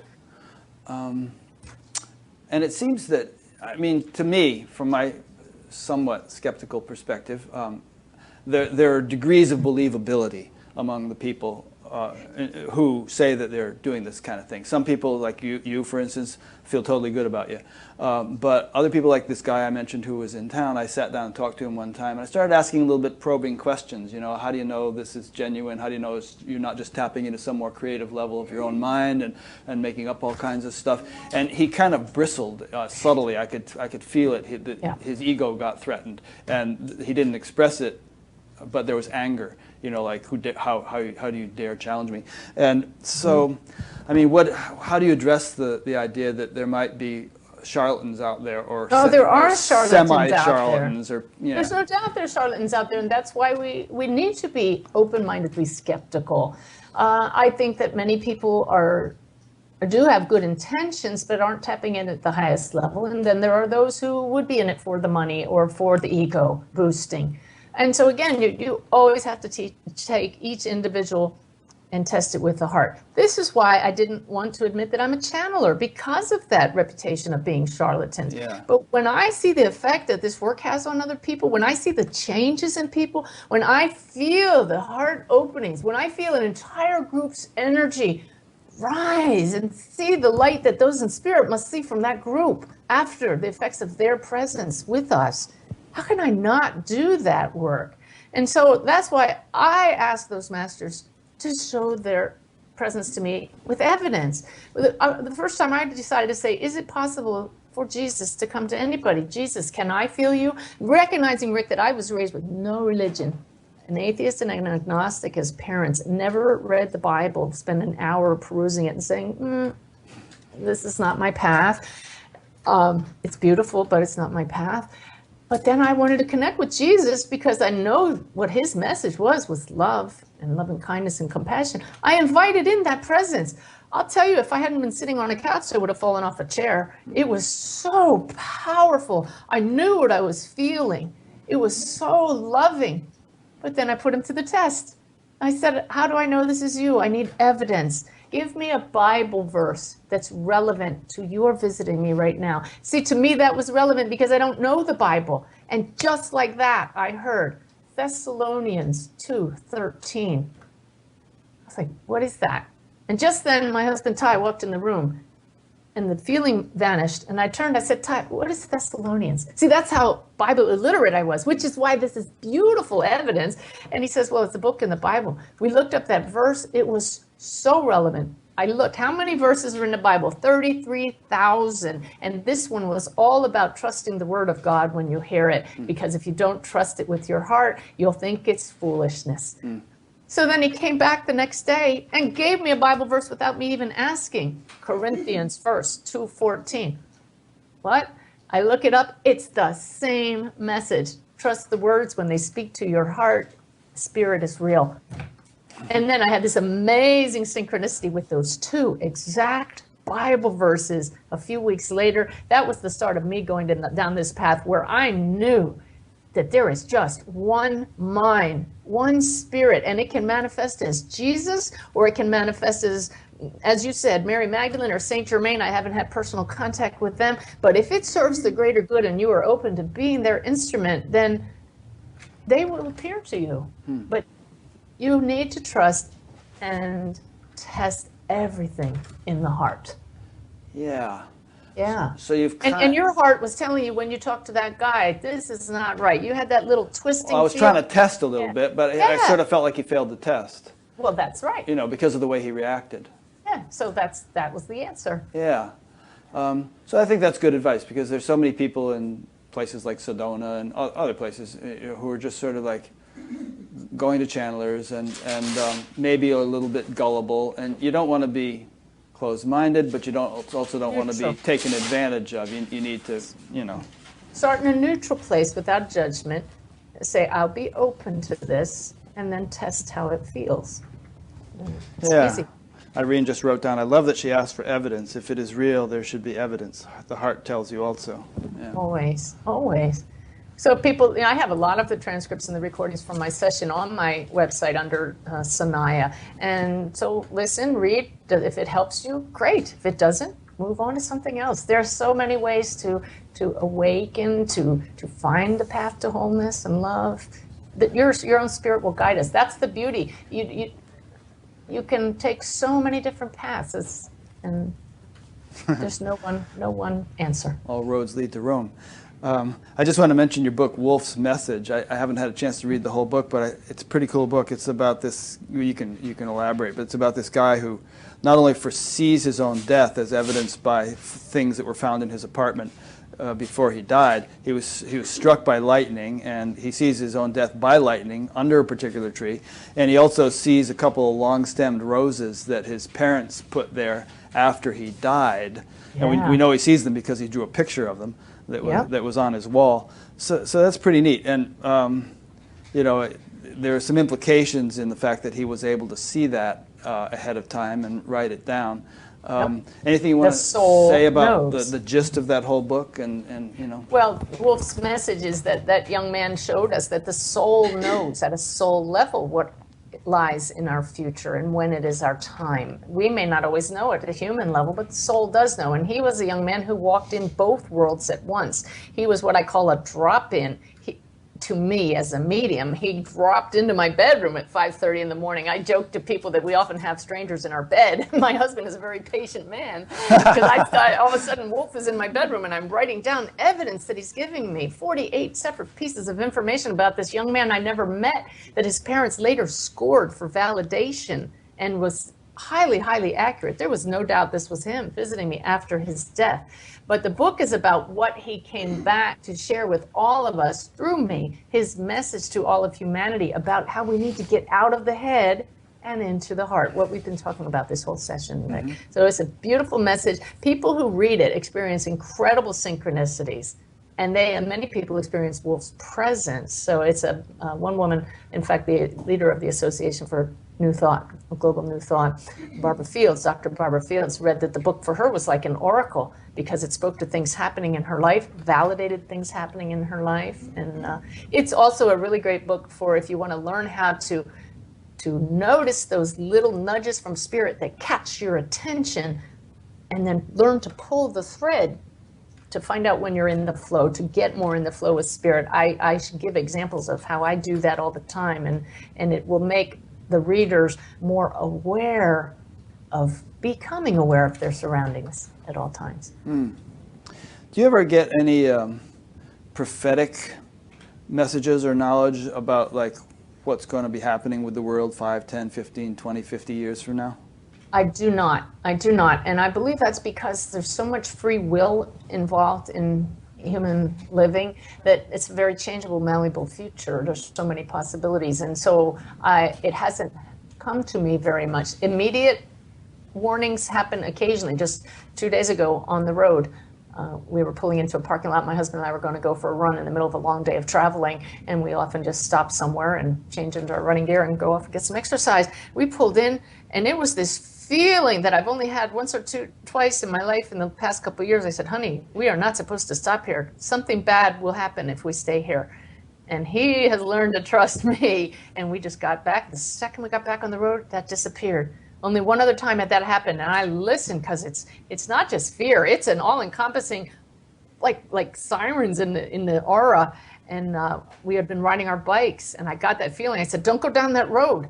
And we turned and looked back, and way down the bottom of the road, these two angry-looking dogs had just run out in the street, and we were right in their path. So little warnings up to about 18 hours, I think I can see things. But after that, life happens. People's human will gets in the way, and things are not so predictable. Okay. Well, I was just curious, because a lot of people prophesize or predict all kinds of interesting developments for humanity, you know. Most of them pretty rosy, but perhaps with a whole lot of difficulty between here and there, you know, in terms of making the transition. So I was just curious if you get any of that. Not that kind of psychic. Okay. Okay, now here is a rather long question. Let me see if I can, hang on a second, adjust my monitor so I can read it to you. This is another Suzanne from London, who asks, some so-called enlightened people claim that, I kind of talked about this in the beginning, but let's see what she has to say. Some so-called enlightened people claim there is no doer, no choice, no free will, that no one really is. And this is a very real thing. I run into this all the time, Suzanne. And it's a question that's really, I'm chewing on because I'm really trying to come to terms with myself. And that ultimately the mind at large, the divine, is acting through us or as us, that we are the movement in and of consciousness at large, the universal, omnipresent, omniscient consciousness as mind at large. So we're okay with that so far. A scientific study from 2007 led by neuroscientist John Dylan Haynes, Max Planck, at the Max Planck Institute, supports this with the discovery that our conscious awareness of making a choice comes after the fact. That is, true conscious decision is illusory. The deciding factor wasn't inclusive of awareness. Awareness of a choice made comes after a preemptive brain activity, already made decision at some point up to 10 seconds after this is a little funny in the way it's written, after the scientists observed a brain activity signifying the choice made, the subjects reporting becoming aware of making a choice. They weren't consciously engaged in making it, only in reporting it. What are your thoughts on this? To what extent are we autonomous beings? Do we have a free choice? What is it? How would you define it? Why do the so-called enlightened people claim there isn't a doer? Thank you. I'm just smiling, and you've seen me smiling throughout this question because you are getting more and more scientific and more into the head. And I just go right back to the heart and say, can't we just play? And can't we just focus on love and make choices? And that's why I say I'm like a puppet on the string. Go ahead, pull my strings if it leads me to be more loving and to enjoy this experience. You know, we're here to get the most out of it. So I really don't get wrapped around the axle about that, Rick. Do you ever speak about whether or not we have free will? Oh, I know we have free will.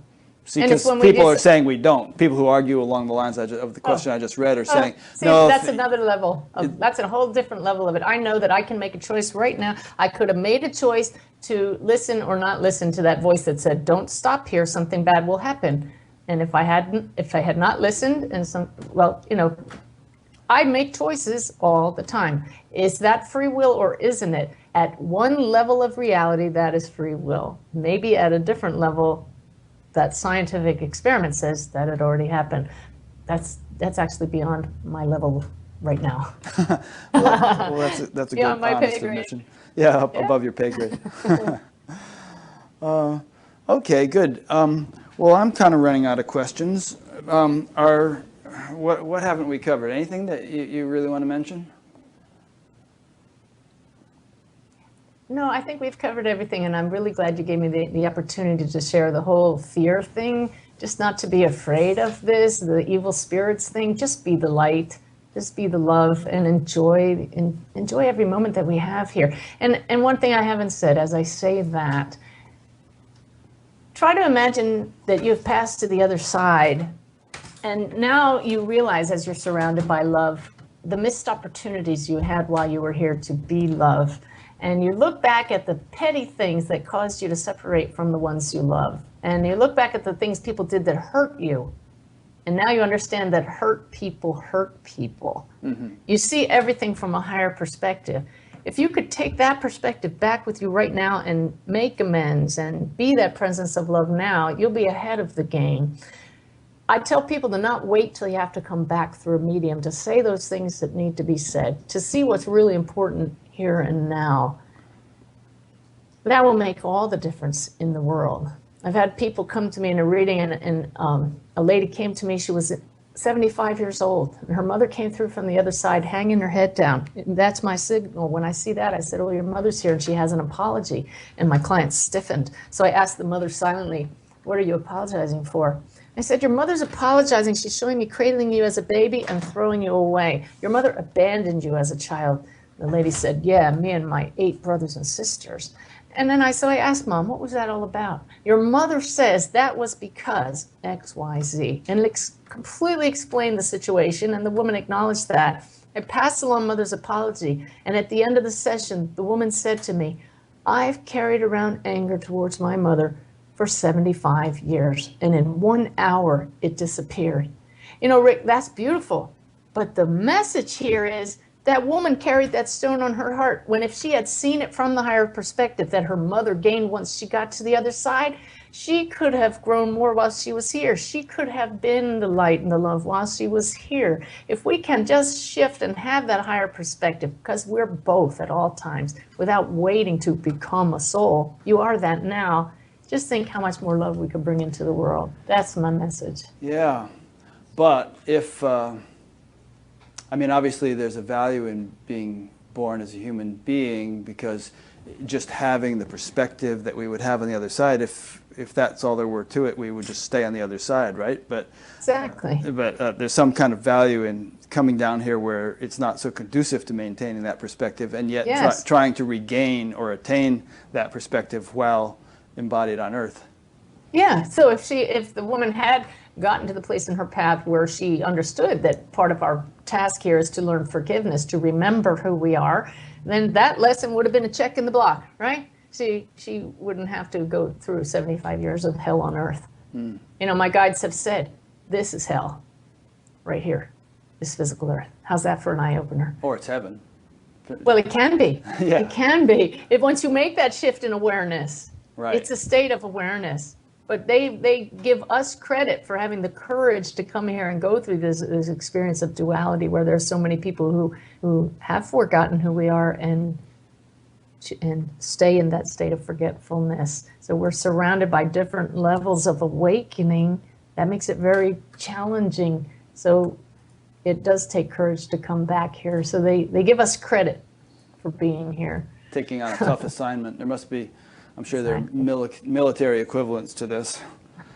Signing up for the real dangerous, difficult duty. Absolutely. Yeah. Okay, great. Well, thanks. This has been wonderful. I always have this feeling when I'm talking to somebody that it's only a sampling. You know, it's like there's this huge smorgasbord of possibilities, and you can't eat it all. You have to just sort of take what you can fit on your plate. Yes, exactly. And it's I always sort of wish I could eat it all, allegorically speaking, and just make every interview a 1-month affair where we just go into everything. But I could tell you stories for hours and hours and hours of the evidence from the other side that would just knock your socks off. Somebody said to me last night as my workshop was starting, he said, when I read your memoir, Messages of Hope, you stated in there that you were having difficulty trusting your abilities, trusting what was going on. Do you still feel that way? And I looked at him and I was so happy to say, no more. I absolutely trust completely Spirit and how it works through me and the existence of the greater reality. There is no doubt. And it's that preponderance of the evidence and the daily presence and the love and the transformation that has convinced me of that. So everybody just needs to be patient with themselves and just take this path that we're all on with little baby steps or great big giant leaps, whatever is each person's path, but just love every moment. Yeah, that's great.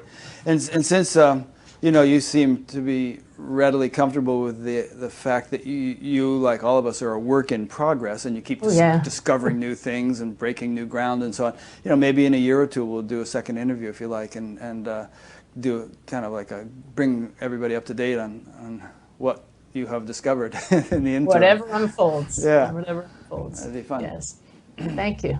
Yeah, thank you. So let me make some concluding remarks. I've been speaking with Suzanne Giesemann. As always, I'll be linking to her website from her page on BatGap.com, and also to some of her books. And she's written quite a few of them, I think 11 books you said. So if what we've been talking about appeals to you, check her out. If you want to wait a year and a half, you can have a personal appointment with her. Right? But there's all sorts of interesting things in her books and on her website. And as she mentioned, there's that daily email. You can get a message from Sanaya. So I hope that people have enjoyed this. So thanks for listening or watching. And thanks again to you, Suzanne. Thank you, Rick. And Irene. And Irene. Thank you, Irene. And your whole team. Yeah, we do. And our teams. We do have a good team. There's all kinds of interesting people helping with this. And next week, especially those on the other side. Yeah. And next week will be Byron Katie. For those who've heard of Byron Katie, we'll be talking with her. So see you then.